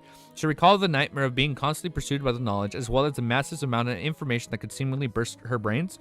But even so, she still didn't know a lot. If the hidden sage hadn't gone mad and could provide knowledge bit by bit, I'll actually be able to happily learn from him. Katlia secretly sighed. Okay. You're the true believer in the Lord? All that matters is that it's useful. As for how it's used, I have other people to consult. Klein controlled the world with a great satisfaction and looked at Emlyn. Mr. Moon, I have something I would like to communicate with you in private. Aren't the transactions over? Emlyn nodded, feeling somewhat uncertain. Okay. The world immediately requested for Mr. Fool's permission and successfully obtained the privilege of isolating everyone. Then he looked at Emlyn White and said, I wish for you to present me every action which Leonard Mitchell made in your memories. Why? Emlyn asked in puzzlement. It involves certain secrets. Klein controlled the world to answer succinctly. His true goal wasn't to buy the mystical item, but to observe Leonard Mitchell. That fellow has deep secrets. The world as well. For an investigation, he was willing to spend 7,500 pounds. However, that mystical item is indeed powerful. Isn't the world constantly seeking a way to eliminate the mental corruption and the beyond characteristic? This is likely useful. Emlyn suppressed his wandering thoughts as he seriously recalled Leonardo Mitchell from his point of view. With Mr. Fool's help, he conjured a video in the form of streaming light. When the streaming light landed in the world's hands, Klein quickly browsed through it. He confirmed that Leonard really knew the existence of the grandpa, but he was unable to determine if he understood the danger. Temporarily suppressing and corresponding thoughts, Klein removed the isolation barriers, allowing the Terror Club members to continue. At this moment, Audrey was reminded of something by Mr. World's private communication. She hurriedly looked at Forbes and asked in concern, Miss Magician, did you discover any abnormalities at William Street? That will require Mr. World to answer you, Force said, having been put in a difficult position. Without waiting for Miss Justice to speak again, Klein controlled the world and hoarsely replied, there were abnormalities, but I have information of the Church of the Evernight and the Church of Steam. If there are any future problems, I might require your help. All right, Audrey heaved a sigh of relief. Informed the Church of the Evernight and Steam, this Cat Leah found the description ludicrous. From what she knew, a secret organization like the Carrot Club was a natural enemy of the official Beyonders. There was no room for any compromises between the two, but the world had dealt with it, and the words he used made it seem like the Terror Club was an organization that cooperated with the official Beyonders. Colored by these feelings, she listened to the rest of the conversation before bowing and bidding farewell when Mr. Fool made the closing remark. Soon Klein was the only one left above the Great Fog, and Katlia is slowly starting to respect the Terror Gathering. She's like, I feel like Katlia will eventually come to a point where she's going to be like nurturing all the mid-sequence Beyonders that joined this and that, and then she's going to grow very fond of the gang. That's pretty cool. All right, next chapter. Go to Discord if you want to talk. Pathway. Oh, let me see. Let me open up Discord.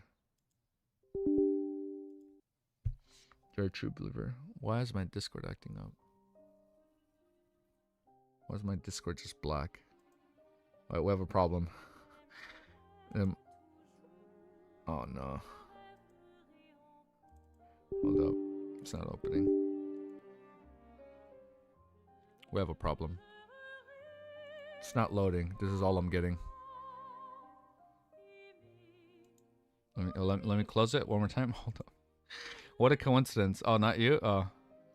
I was like, my Discord is... Well, just so you know, my Discord is not opening for whatever fucking reason, dude. Oh, shit. What the fuck? Let me open it one more time. Why is it not opening? Update? It's not actually opening. It's just a black screen. We're talking to people to Discord to talk, not you. Oh, okay. So Romero not making it obvious who he meant. No, it's okay. He probably thought I wasn't going to read that message right away. Okay. No, it's okay. Next chapter, 618. 618. Damn, I might need more coffee in a bit. Timestamp. 57 minutes. 37 seconds. Copy paste. Everyone will die, everyone will die, including Discord. I understood that reference, dude. Hey, genuine question, bro. What are the odds we get another trailer today? Full stop? No? Maybe? Let me see if I can tilt my camera down a little bit more. Because sometimes I feel like I'm like this, right, on screen. But I feel like this way I can show myself a little bit more.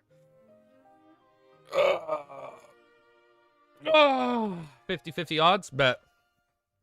So even if we end stream, we're going to restart stream if there's even anything. Maybe a final trailer.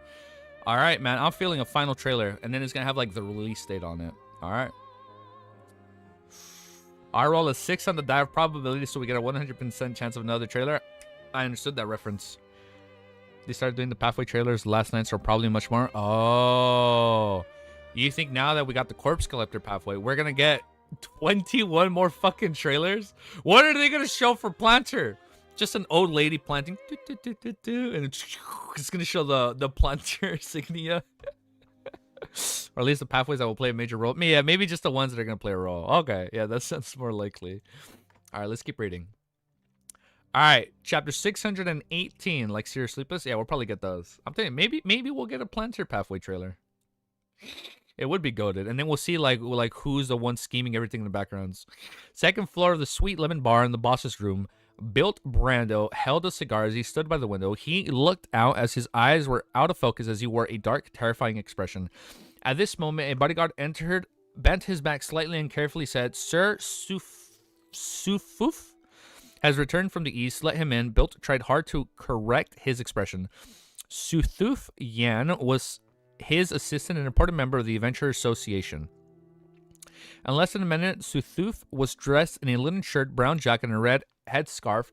Walking in, he helped to be in his 30s and had bronze skin. He had recessed eye sockets and a black mustache below and under his lips.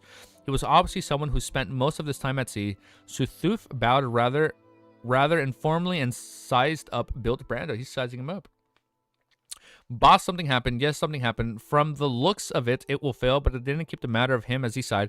"I have no idea how I'm going to answer the important figure." Without waiting for Sufuf, I'm mispronouncing it. Without wait, oh, I almost dropped my mic and my coffee. That would have been bad. Without a word, Sufuf asked her, "Has there been any changes to the Eastern Front?" "Still the same as usual. The pirates are still after the ship that can plunder. They even target each other. The Navy is only able to guard the various colonial posts, and there is barely able to maintain smooth passage through the sea routes while protecting the relatively important ships. There are often sea battles with both sides obtaining victories at times." Sufuf said as he shrugged his shoulders. "The eastern of the Sonia Sea is a pirate playground." Built sighed in agreement. Sufuf turned for a moment and added, "There has been some recent news from the islands of the Eastern Front.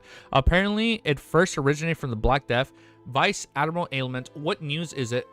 Built asked, his interest peaked. Suthuf said with a with a solemn and excited tone.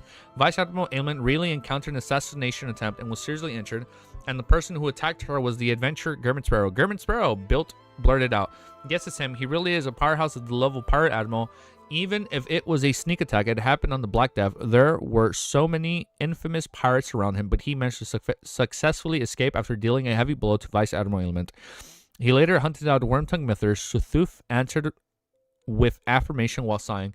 Built staggered before signing. "That's important news. There are very few powerhouses at the pirate admiral level among adventurers to be able to deal a heavy blow to a pirate admiral on her flagship wall alone. Such an operation can only be done if one is absolutely confident in themselves or crazy enough. Only a madman will infiltrate a pirate admiral's flagship and attempt to assassinate her instead of finding another spot."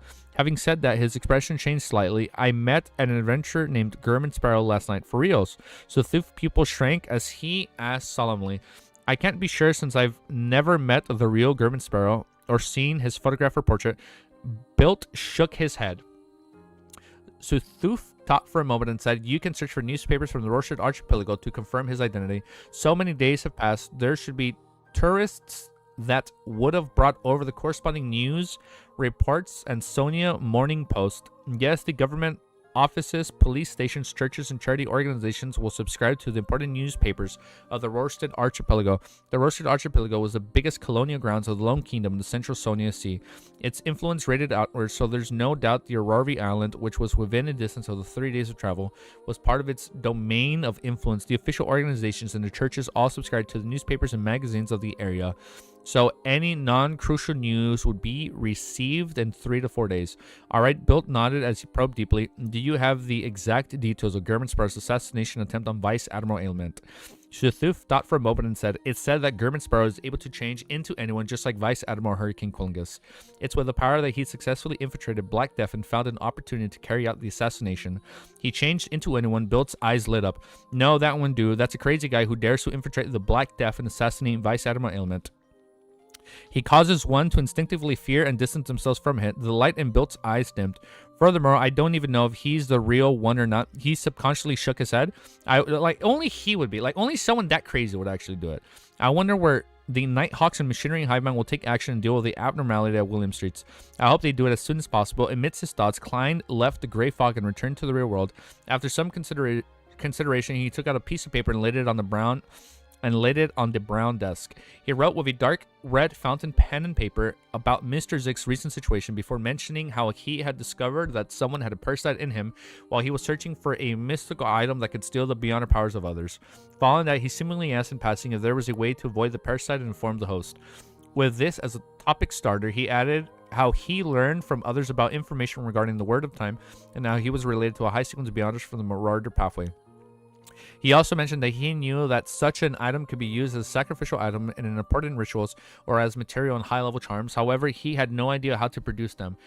Klein put down the fountain pen, folded the letters, and brought the copper whistle to his lips. He blew at it forcefully. White bones spewed out of like a fountain pen, forming a gigantic skeleton messengers. But this time the messenger didn't bore out from downstairs, and it instead tore through the ceilings like many times before, looking down at the summoners from above. Klein knew that this wasn't because the messenger had become impolite again, but because he was staying on the first floor of an inn. He flicked his wrist and threw the letter like a dart, making it land accurately in the messenger's huge bony hand. The flames in the messenger's eye sockets flickered as though it was observing Klein, but ultimately nothing happened. He's sizing him up. Its body disintegrated into a waterfall made of bones as they drilled into the ground. After everything was done, Klein didn't spread open the paper crane. He erased what had been written and wrote the same content to seek advice from Snake of Mercury, Will Ossipton, just because he realized something terrible. The paper crane wasn't a mystical item or beyond a weapon. It was an ordinary piece of paper that had been folded after repeatedly having its content erased by an eraser. It was beginning to show signs of its structural integrity failing, and a few more tries, it might directly tear. I'll leave extremely important matters that require contact before considering it. For example, only when Mr. Zick isn't sure how to bypass Grandpa to warn Leonard. Klein shook his head silently and rapidly packed up the items on his deck. So he has to use this sparingly now. In addition, he didn't dare to use a radio transceiver to contact our roads recently. This was because the powerhouse sent by the true creator was likely still loitering around the area in search for the all-black eye aura. The scent of the gray fog was also equally able to attract the true creator's attention, allowing him to inform his believers. Today, I'll continue being a tourist and relax. Tomorrow, I'll begin searching for an opportunity to do real acting. Klein retracted his thoughts, draped on his coat, and took his top hat before walking out of the inn. He planned on heading to the mountains outside the Rarvi harbor to watch the sunset. This thought stemmed from a popular novel, and its author's name was Lane Mustaining.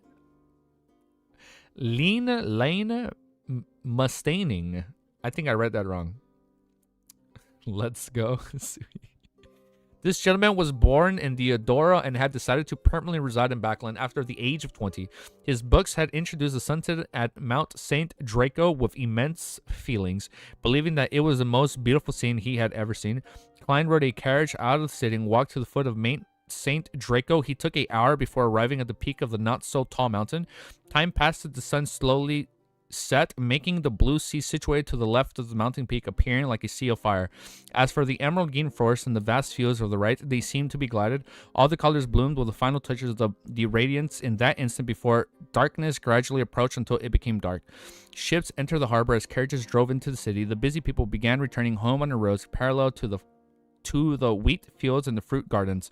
When darkness enveloped the entire land, specks of worm light lit up one after another inside the outside of the city. There were likely resplendent gems that dotted the velvet night sky. It's really beautiful. Klein admired for a moment until the lights from each family were reflected in his eyes. He turned around in silence and walked down the mountain path. Accompanied by the dark trees, he returned to the foot of the mountain before walking from the distance until he hired a carriage along the periphery of the port city. The carriage stable pristinely frowned as the dim yellow halos from the iron black elegant street lamps silently illuminated the ground, receding backwards into the distance. After some time, Klein returned to his inn. He took out his key and opened the door. There was a bed, a desk, and a chair in the room. Silently sitting in the rich darkness, they silently reflected some of the crimson lustres. Klein closed the door very gently and walked to the window. He stood in the shadows created by the curtains and remained motionless for quite some time. The lights outside were still bright. Early next morning, Klein turned on the tap and patted his face with ice-cold water. I did that today in the morning. That is hard. Rejuvenating his entire body, he had already thought of a way to engage in true acting. It was still the hospital where death could occur at any moment. In the past, Klein had only circled the area without much focus. Loitering around made it hard for him to find any suitable targets. This time, he planned on using some of the volunteer work to stay in the hospital for prolonged periods of time. He can provide hospice to the dying patients who temporarily didn't have the family beside them. By doing so, he could await the targets he needed. After having breakfast, Klein arrived at 10 Backling Street and entered the Rorvi Hospice Foundation. This was a charity organization of the Church of Evernight Goddess. One of his responsibilities was to provide various hospitals with trained volunteers. No, it's okay, Dr. Z. Klein came to the registration booth and saw the female employee reading the papers. Hence, he lightly tapped the table. They attracted her attention. "Is there something I can help you with?" The lady lowered the papers and asked. "I wish to do some volunteer work," Klein said succinctly. "Name." The lady looked up again. Suddenly, her eyes froze as her right hand trembled. The fountain pen had just picked up and fell to the ground. In the papers in front of her was a portrait that looked almost realistic. The portrait's owner was a crazy and dangerous adventurer, German Sparrow. Ain't no shot, dude. Like, what the fuck? It's the crazy bounty hunter, right? Wait. So what's Klein's bounty? Wait. I'm sorry. Was that his bounty poster or like, what was that? I thought I closed my eyes for 10 minutes, then I woke up 240 minutes late. Imagine hearing about the crazy guy in the newspaper, and then this guy appeared like, "Hey man, can I just do some volunteer work? Like, I'm really just misunderstood, miss. Like, just give me a chance. Like, they don't know me. Like, you're gonna know me in real life. Like, I'm genuinely a nice person. You just give me a chance." It's the newspaper. Okay, so it was a newspaper. Got it. It was a newspaper, not a bounty. Okay. All right. Thank you for clearing that up. It's not a wanted poster, but I thought it was like his bounty. So he just made it on the newspaper. Got it. All right, chapter 619? Do we have any Rey Mysterio fans in the chat? Any Rey Mysterio fans in the chat? This is the monumental chapter that I've been trying to get to for a really long time. Oh, I'm sorry. I nerded out for a little bit. I used to watch a lot of wrestling back in the day. Rey Mysterio was my GOAT. He is my GOAT. What do you mean was? He is our GOAT, brother. Chapter 619, Unable to Speak, Oravi Hospice Foundation. The lady responsible for volunteer registration hurriedly bent her back as she frantically searched for the fountain pen, which had dropped. At this moment, Klein had also noticed that she was reading a news report paper from a few days ago. It was back when his portrait had escaped were published. This area subscribes to the newspapers from the Rothschild Archipelago as well. From this time it takes to sail between the places. It's true that they can only read news from 3 or 4 days ago. If I had known earlier, I would have worn a new face and thought of a fake name before coming. Klein stood in front of the desk as he thought helplessly. The lady in her 30s finally picked up a fountain pen and raised her head and said with a trembling voice, "You want to do volunteer work?" Yes, Klein gave an affirmative answer. "But you're an adventurer." The mortified lady stammered for an excuse. But you're an adventurer. Get the fuck out of here. She instinctively didn't want such an extremely dangerous person to do volunteer work.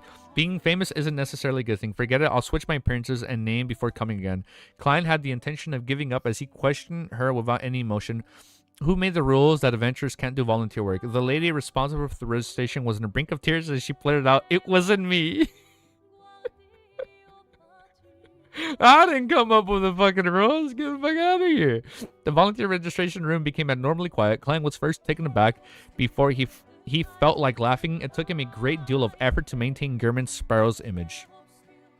After the lady calmed down, she sensed that her answer was clearly problematic. She forced a smile and said, "No, I mean, this isn't regulated by anyone. My impression of adventurers is that they are very busy. They need to be out at sea and have very little time to do volunteer work." That's them, Klein answered. I can't read this fucking word, man. I've been mispronouncing it for too long. Hold up. That's them, Klein answered succinctly. Succinctly. Klein answered succinctly. The lady held her palm to her mouth as she revealed a smile. "All right, I'll immediately help you with your registration." As she spoke, she pulled out a form and handed it over. "Please fill it in. We will provide the corresponding training and volunteer jobs according to your requests. We'll contact you, or you can always come over to inquire for any updates." She had already made up her mind to not put German Sparrow's form in the docket. Instead, she would hand it directly to the foundation person in charge and the police. Goddess, why is this dangerous fellow here to do volunteer work? She secretly drew a crimson moon on her chest. Klein nodded in silence. He took the form and sat down. Picking up a fountain pen, he began filling in basic information. During this process, a man in a doctor's gown entered the room. "Jonna, are there any new volunteers? We'll begin with the morning training." John, who was in charge of registration, had the intention to shake her hand. However, German Sparrow, who sat opposite of her, gave her an intense sense of pressure. Even though he remained silent and he didn't raise his hand, she didn't dare to lie. She first replied to the man and then looked at Klein. "Mr. Sparrow, do you wish to receive the basic training of the volunteer work?" "Of course." "Or do you wish to wait until tomorrow?" Klein thought for a moment before saying now. He planned on familiarizing himself first, allowing him to show his professionalism at volunteer work after changing his identity. That way he could quickly help out at a hospital. Joanna clearly drew a breath and said, "Then follow Mr. Gravia after you are done filling in the form." "All right," Klein replied calmly. Half an hour later, the calm and polite adventurer who has madness hidden in him stared at the abnormally dirty toilet in front of him. He is disappointed. Like, why is this toilet so dirty? He held his breath and said, "Scrub it, right? You have already received the basic training on how to carry a patient. However, this isn't the most common task we do at the hospital. We're mainly in charge of cleaning a patient's vomit or changing and washing the linen, as well as maintaining the cleanliness of the washroom. Matters such as bandaging wounds are left to the professionals. We only need you to have the basic grasp." Gravita pinched his nose as he pointed to the stained toilets. "A volunteer has already demonstrated it to you. Please begin." This is different. This is very different what I had imagined. Completely different. Klein's first reaction was to turn his back and leave, but he ultimately picked up the cleaning tools and with a deadpan expression, he held back. This is so funny. German Sparrow, the killing machine, is killing a dirty toilet. He held back his disgust and went over before crouching down. Then he leaned back a little and he extended his right hand. He's using Creeping Hunger. I'm sorry. Wait, no, Creeping Hunger is on his left hand, right?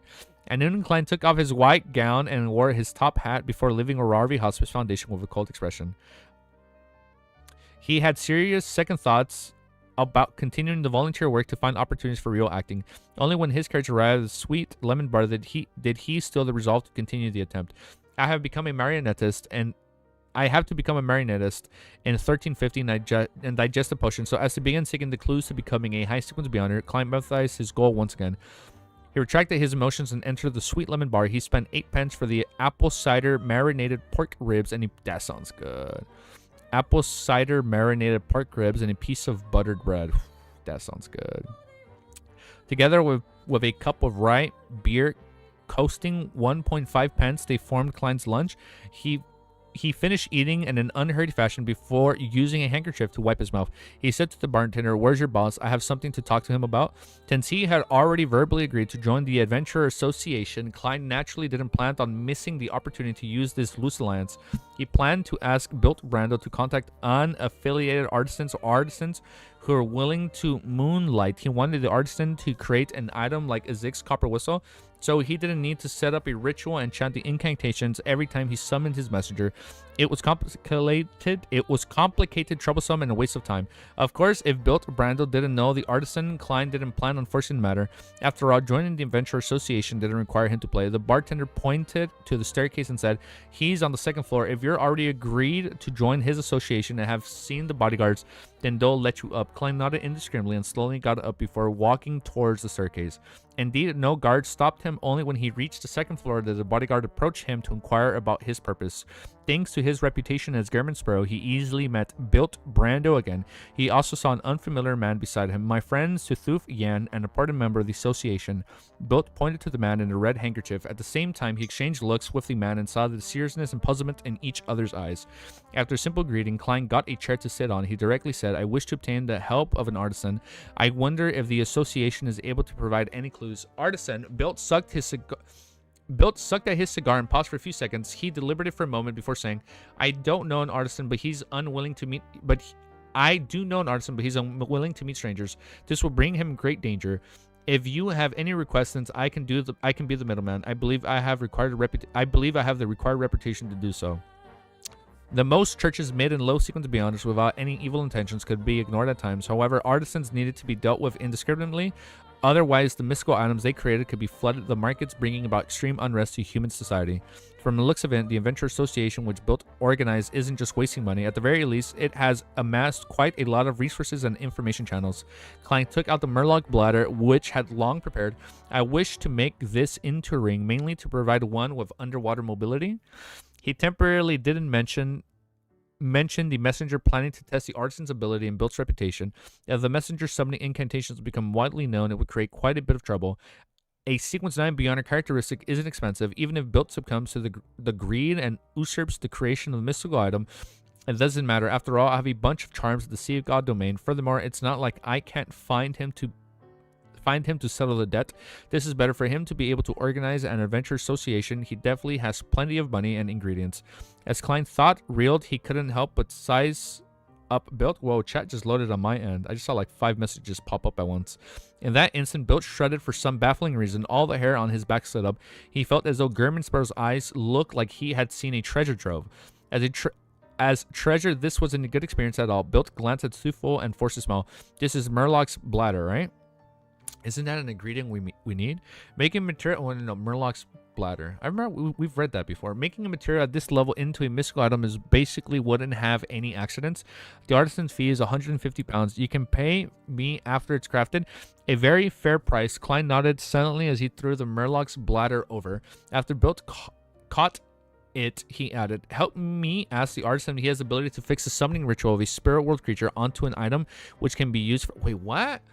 Help me ask the artisan if he has the ability to fix the summoning ritual of a spirit world creature onto an item which can be used for at least... Oh, like a Zig's copper whistle. So he's trying to make his own copper whistle for at least a year. No problem. Built heaved a sigh of relief before signaling the Sufville with his eyes. So it'd be easier if he has like a whistle rather than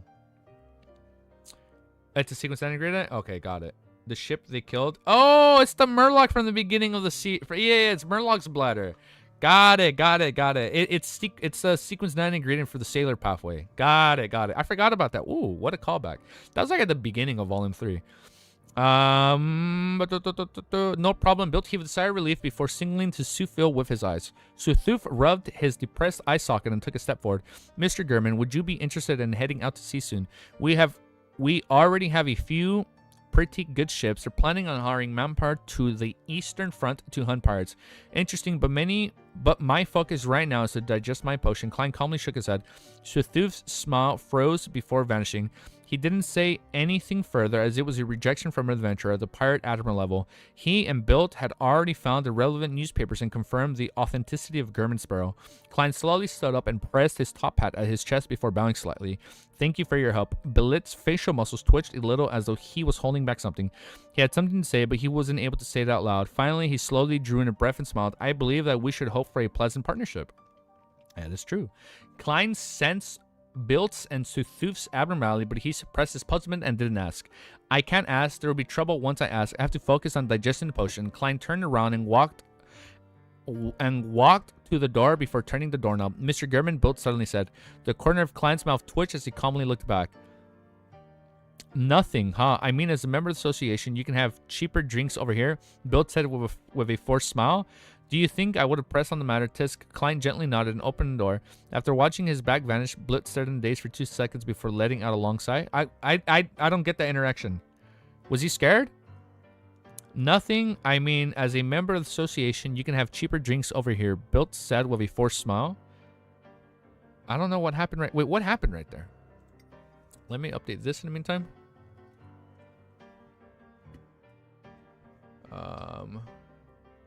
Copy paste. Someone said I didn't read what okay, I read what he said. It's okay. He didn't delete the message. He just said this is a great arc. It's okay. Don't worry. That's not a spoiler. That you guys have been saying shit hits the fan soon as we approach the last 100 chapters of this volume, I assume. So let's update this timestamp and let's fucking keep reading. 1 hour, 20 minutes, 7 seconds. All right, let's keep reading. Did I update this part? Yes, that part is updated. Okay, chapter 607. 600 and what? What did I say? I hate this arc, and people said they like this arc. So we hated it and we love it. All right, let's see what happens. Chapter 620, stand-in mission. Inside the room, Suthuf pressed down on the edges of his eyes. When he heard Bilt sigh, he said in a deep voice, Boss, the important figure will arrive the day after tomorrow. Bilt's expression turned serious as he looked. I know. We only have 2 choices. First, we ignore whether Sparrow is worth trusting, and we entrust him with the mission. We can only hope for the best outcome. Second, we immediately abandon our business in Rarvi, leaving with our cash and jewelry to become pirates at sea. I have the confidence to make most sailors and adventurers of the pirate hunter follow us. Suthuf paused before adding, Boss, back when you were an adventurer, leading our ship and hunting pirates, you were always this decisive and tenacious. I believe you have already made your decision. There's no need for me to do anything else. There's no need? There's no need to suck up to me. Bilt smiled bitterly. I'm no longer the fearless pirate hunter. He was a pirate hunter? I'm no longer the fearless pirate hunter who didn't fear blood or gunfire from before. Long periods of an easy and comfortable life have dulled my will. I don't even wish to seek out chances to advance. Those companions who had turned into monsters still live on in my mind. All his friends are lost. He exulted as his expression instantly turned solemn. However, you're right. We don't have time to hesitate. We have to immediately make a decision. Having said that, Bilt turned his head and gestured at the window with his chin. Suthuf was taken aback for a moment before understanding what his boss meant. After leaving the Sweet Lemon Bar, Klein strolled by the side of the street, planning to hire the carriage at the crossroads.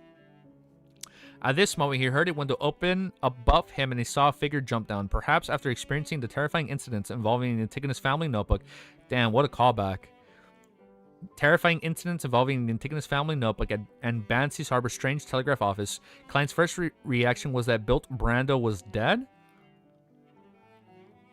He had suddenly died after his visit and was thrown down from upstairs, falling down to the ground with his eyes wide open. This was just like how he saw Ray Bieber's mother dead in a reclining chair. What a callback. Ray Bieber's mother dead in a reclining chair back then. The body was highly decomposed and the eyeballs fell to the floor because of the external disturbance. I forgot about that. That shit was fucking gross, dude. Ultimate Still Peak? It is, dude. I lost my place. I found my place. Several thoughts flashed through his mind as Klein discerned the figure who had fallen from upstairs to Thufu Vian, not Bill Brando. Furthermore, he looked normal and was clearly still alive.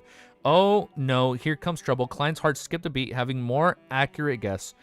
If it were himself, he definitely would have pretended not to see Suthuf Yan jump off the building to intercept him.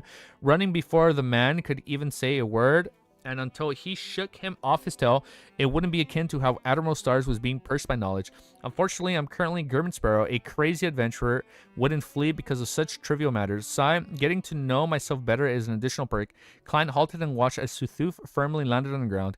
He bowed with his hand placed over his chest. Mr. German Sparrow, we have a very important task to entrust you. Here it comes.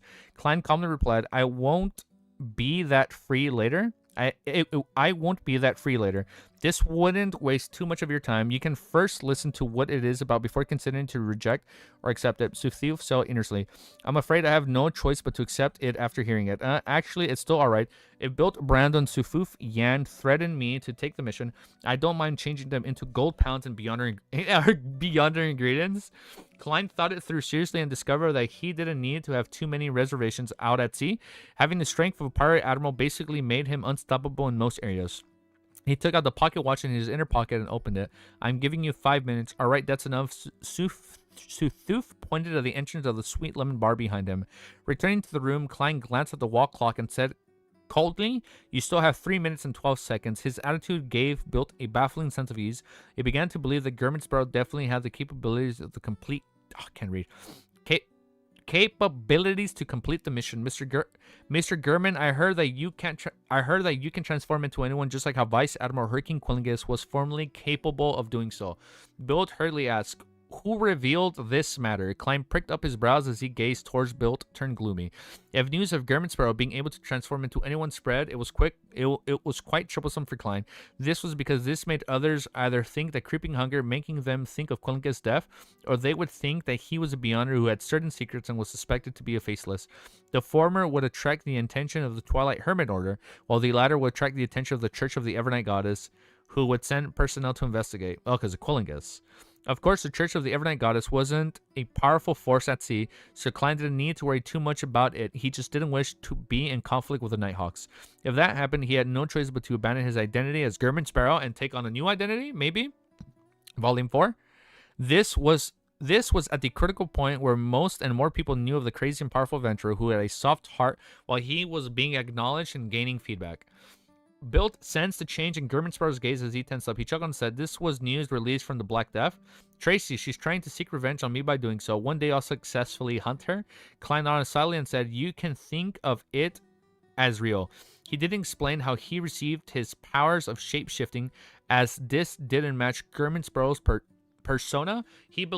Good game. Built heaved a sigh of relief and said, after 2 seconds of silence, we're having an important figure to search for a stand-in. Under German Sparrow's ambiguous gaze, he explained in detail the important figure needs to independently deal with a secret matter that he doesn't want others to know of. Therefore, he needs to stand in to represent him in dealing with the daily affairs. He would meet different guests and socialize with different mistresses without revealing the problem. He will take 3 to 5 days to return. That sounds like the perfect opportunity to digest this potion. Yo, the Persona 4 trailer was crazy. The Persona 4 remake. We have already found someone who looked like him, spending a great deal of time to correct his posture and accent, and we had informed the good news to the important people. Who knew that the tramp would overwrite and suddenly die last night? The important figure is about to begin his operation. We do not have the time to look for another person who looks like him, so we only seek your help.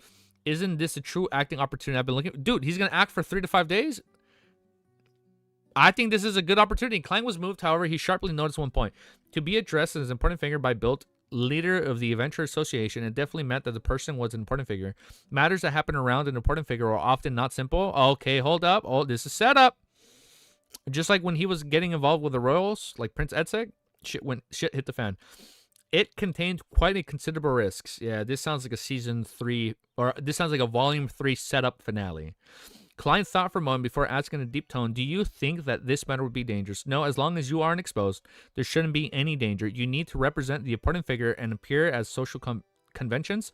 No one would dare assassinate him. Yes, I know that you're very worried. You're afraid that this important figure would silence everyone who knows about this matter after it's done. No, of course not. Don't worry, the pirates have fabricated plenty of vicious rumors about him. So even if the matter succeeds, no one will believe it, even if you divulge this. In the future, it will only be treated as a joke, Built said with a smile as he spread his hands. Klein no longer bothered with the topic and switched to asking, what kind of payment are you after? 1,000 pounds and 3 chances to get the artisan to make something for you. I'll pay for all the expenses apart from the materials. Bilt made an offer which he believed German Sparrow wasn't unable to resist based on what he had been previously entrusted to him. It's not bad. Besides, it gave me a chance to do true acting. Klein took a look at the wall clock and said, I'll return and consider. I'll give you the answer in the evening. Regardless, he had to head above the gray fog to divine the level of danger. The music is really low. Put the volume up a little bit more. Yeah, what was he had to go above and divine? And divine the level of danger. Why is the music so low? The music is like really low. I think this is better. Considering how built and Sue for Sequence 7s of the Sequence 6 Beyonders, Klein didn't directly request to head to the washroom in front of them to prevent them from sensing a problem. As the important figure's identity hadn't been revealed, Bilt wasn't too worried. He nodded, all right, I hope for a pleasant partnership. William Street, a stout man from Fasig who was nearly 2 meters tall, was searching for him. Searching for clues. Suddenly, he felt his spiritual perception trigger as he looked up. Light was resembling the morning sun's rays surfaced around his body, illuminating the surrounding houses and the street lamps as though they were illusions. At the same time, sparks soared on the street and all kinds of supernatural phenomena appeared. Indeed, the Sauron family has sent people over. The man from the Faseg who had his suspicions cast his gaze straight down on the street. He saw Nighthawks wearing red and black gloves. Oh shit! As black gun barrels covered with complicated patterns extending out of the rooftops. They were aimed at him while surrounding the passerby. Didn't seem to notice anything amiss. He also saw that the Church of the Sea Missionary Archbishops of the Backland Diocese, Horimic, and the Church of the Evernight Goddess, Archbishop of the Backland Diocese, Saint Anthony. Oh, everybody's coming in, dude. Immediately following that, he caught the sight of the members of the Sauron family raising their hands above their heads through the corners of his eyes. The powerful Fasig spies also did the same thing. They had decisively chosen to surrender. Resistance only spelled certain death. There was still a chance of being repatriated by the surrounding. At 6:30 this evening, Klein once again seen change to Backland. You know, I know we're back with Black. We're back with Backland. No, yeah, no, I know, I caught the scene change. Sorry, I didn't say that loud. All right, but this is sick. So now we have a Sauron family member in the vicinity, and we know that Rafe needs that blood to break the seal. I'm thinking the Rafe is coming back, Volume 3. The alleged Red Angel. I think that's gonna come into a big factor in Volume 3. All right, here we go. Klein's snitching is so effective. Snitches get stitches, dude. The powerful Fasig spies also did the same thing in surrender. Okay, I found a place. At 6:30 that evening, Klein once again came to the... And we already changed point of views. It was that quick. At 6:30 in the evening, Klein once again came to the Sweet Lemon Bar where he met Bilton Suthuth. He expressionally said, an advance of 500 pounds. Then you will need to tell me who I'm supposed to change you to. Watch it be like a super high profile Beyonder or whatever. Bill couldn't hold back his smile as he gestured for Suthuth to collect the funds from the safe while he was saying with a deep voice, he's the kingdom's highest ranking Navy commander of the Central Sonia Sea. His Excellency Admiral Amiris Rivedelt, a real... How do you pronounce his name? It's an admiral? High-ranking Navy commander. Oh, okay, so he's not one of the pirate admirals. He's from the Navy. His Excellency Admiral Amirius Revedent, a real demigod. We're going to be acting as a demigod? That's unironically the best way to digest your potion as a faceless. Like, look, he's been disguised as different people. He's been disguised as a god. Now you have to be disguised as a demigod. Bro, we're literally hitting all the tallies. All the tally marks. In which case, you get stitches. Unless the snitches is German Sparrow, then you get stitches. Yeah, that's true, dude. That's pretty fucking true. All right, let's update this bad boy. I'm gonna mute my mic for no apparent reason.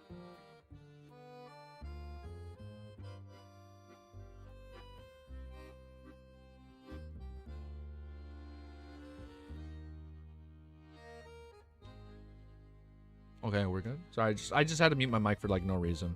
All right, chapter 621. Don't worry, I'm only human. All right, new timestamp is... Fix my chair.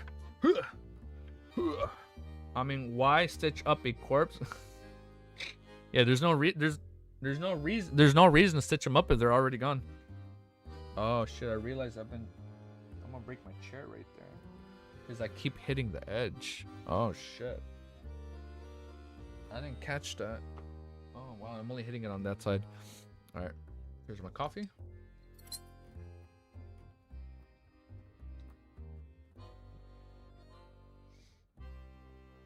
To make it more presentable at the funeral? For the family to recognize his face? Duh. Coffee is done. Let me get this out the way. Let me drink some water to wash down that coffee breath.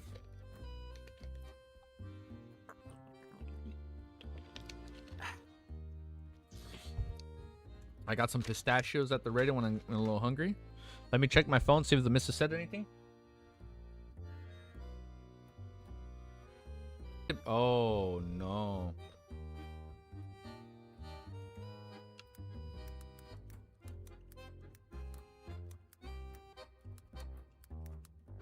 Is stream back? Are we back? Oh shit, my stream crashed for a sec. Oh shit, okay, for mine it said stream was about to end because there was no like connection. Alright, we're good, we're good. Okay, looks like we're back. Yeah? Yee? Alright, we're back, we're back. Yeah, we good? Alright, we're back, we're back. Alright, beautiful. Make sure we have everything updated. Timestamps. 1 hour 32 minutes. 9 seconds. Beautiful. Next chapter is banquet. 1, 2, 3, 4, 5, 6, 7. Shit. Our 8th chapter for today. What? Until what chapter did Wiz get to? 6, 26, 27? Damn, man. We got a lot to read today, huh? All right, let's keep going. Chapter 621, 650. Bet. Chapter 621 is called Governor's General Office Banquet. Admiral Amirius Rivdelt. I think I said it right. I'll say Re for short. Admiral Amirius R. Revdelt 627. We got some progress. We got some catching up to do. Upon hearing Bilt's reveal, a few words immediately appeared in Klein's mind. I'm sorry, bye. Gerbensorrel pricked up his brow slightly as Bilt hurriedly to explain. This wouldn't influence the difficulty of the mission. There's no need for anyone to display a demigod's power through the duration of the mission. He cleared his throat and forced a smile. To make the mission not as difficult, His Excellency has specially arranged for him to inspect the Ararvi Naval Base for a few days. This way, he doesn't need to stay in the Central Sonia Seas Navy headquarters, the City of Generosity, Bayam. As such, he will avoid the Sea King John Cutmans as the Governors General of the Rorschach Archipelago, George Negan. He would avoid most of the subordinates he's familiar with, and he'll avoid his family who operates at the family estate over there. He will also avoid his mistresses who he's most familiar with. This is to say that you wouldn't need to face demigods or the test of madness. Here, there will only be 3 people who are familiar with His Excellency. The first is the Secretary, Lieutenant Colonial, oh my god, I can't read, Luan. He belongs to the MI9 and he is in charge of monitoring His Excellency. He's likely uses many names and I'm not sure which is his real name. The second person will be the local mistress His Excellency has here, a beautiful lady by the name of Cynthia. It's said that her ancestor was a noble before his title was stripped and his family was exiled here. The third person is the Ararvi Governor General Astion Rivdelt, the youngest brother of His Excellency, Earl Rivdelt, from the House of the Lords and their older brothers. I'm scuffing all these names. It really doesn't sound too difficult. Besides, my divination results tell me that it's not too dangerous. Klein fell silent for a few seconds before nodding gently. Let me lower the volume down a bit more. I need the detailed information regarding the Amirius Revdelt. We've already prepared everything. This is his photograph. These are the decisions of any unique traits hidden on his body. These are the unique points of his accent. These are the common words he uses. These are the different reactions and attitudes he has towards different matters. Here is a detailed information regarding his interactions with Luan, Cynthia, and Aston. Bilt was delighted as he produced all the information he received from Admiral Admirius Rivdelt. Klein first took the photograph and saw a middle-aged gentleman with black hair and blue eyes. He had a strict and old-fashionable demeanor, and his hair was a lot more voluminous than most Loan men. He nodded indiscriminately before looking up. I know this is a lot of information, but I believe that you can mesmerize them all in 2 days. You have to be very professional in such matters. Before Bilt finished his sentence, he subconsciously took a step back because the person before him wasn't German Sparrow, but Amiris Rividalt. The strict and arrogant vibes he excluded was no different from the actual person. Holy Lord absorbs. This is almost a miracle. Looked him up and down, and he couldn't help but be amazed. However, he can be another 3 centimeters tall. Your legs can be thicker, but it's fine. There's no rush. His Excellency will arrive the day after tomorrow with the Imperial Navy 1st Central Sonia Fleet. He would inspect the Ararvi Naval Base in the morning and attend a banquet held by the Governor General offices. I have an invitation to do it, and I can bring you there. You can watch from His Excellency's actions and the way he interacts with different people from the side. As he spoke, he received the 500 pounds of the Suthuf had taken out from the safe. He handed it to Klein and said, I hope for a pleasant partnership. Klein weighed the notes in his hand and studied it for a few glances before saying, I hope for a pleasant partnership. All right. Backland. All right, now we're back in Backland. Backland, William Street. And an inconspicuous member of the Red Glove, Leonard Mitchell, leaned on the outer wall of the house, waiting for the preliminary investigation work to end. He had his right leg raised slightly with only his toes to the ground. It made him look desultory. I've never said that before. After a while, he saw his teammate return with a somewhat complex expression. He was excited, puzzled, and expectant and nervous. Thompson, is there a conclusion? Leonard's heart stirred as he leaned over with a smile. Yes, Thompson nodded and answered frankly. Both sides have spoken the truth. They have no way of lying in their dreams. Thomas, with his thin hair, wore the top hat once again. Their descriptions are uniform. Beneath this street is a ruin belonging to the 4th epoch of the Tudor dynasty. The entrance is indeed the abandoned chapel. No one knows if there's another entrance for now. Is that so? Leonard didn't delve into the details as he exchanged a few words before moving to the sidelines. Once again, he leaned against the wall. He looked around and surprised his voice. Old man, this is what you're good at. There's a Tudor family ruin hidden here. An elderly voice rang out of his mind. You're becoming more and more impolite. In our era, disrespect to the higher ranking peoples implies being made into living sacrifices. Also, it's impossible for there to only be one Tudor family ruin in Backland. Are they lying? Leonard asked softly. The elder's voice chuckled and said, no, they just don't know enough. If my theories are correct, this ruin likely belongs to the Tudor Terneset United Empire? What? Leonard was stunned. This was an ancient dynasty he had never heard of before. The slightly aged old voice chuckled. What an unknowledgeable kid. Damn, man. Gramps is talking smack. After the Solomon Empire was first destroyed, it was replaced by the... I don't know if this is new lore. Hold up. My memory. Hold up. Volume 3. My Volume 3 notes have not been taken yet. After the Solomon Empire was first destroyed, it was replaced by the Tudor Terneset United Empire. It was double-consoled, ruled on the other northern continents. Double-consoled, Leonard ruminated over this phrase. The slightly aged voice chuckled inside. In the ruins of the underground, there should be 41 inverted candlesticks on the left and 40 on the right. 2 of them look like they belong to the throne of a giant, and it might be where at least the Tudor became Blood Emperor. What the fuck? It might be where at least the Tudor became the Blood Emperor. Leonard frowned slightly before easing them. He said with a relaxed smile, there must be quite a lot of secrets hidden in there. This is new lore. Got it. Well, this part is new lore. That's probably where Alista became the Blood Emperor. That's fucking new. I've never heard that before. Of course, but you aren't qualified. You are not qualified to know it. The slightly aged voice tisk. Leonard curled his lips indiscriminately and said, what follows next is the exploration of the ruins. The slightly aged voice chuckled before falling silent. A minute later, Leonard saw Archbishop St. Anthony in the Church of Steams and Archbishop Hormick and their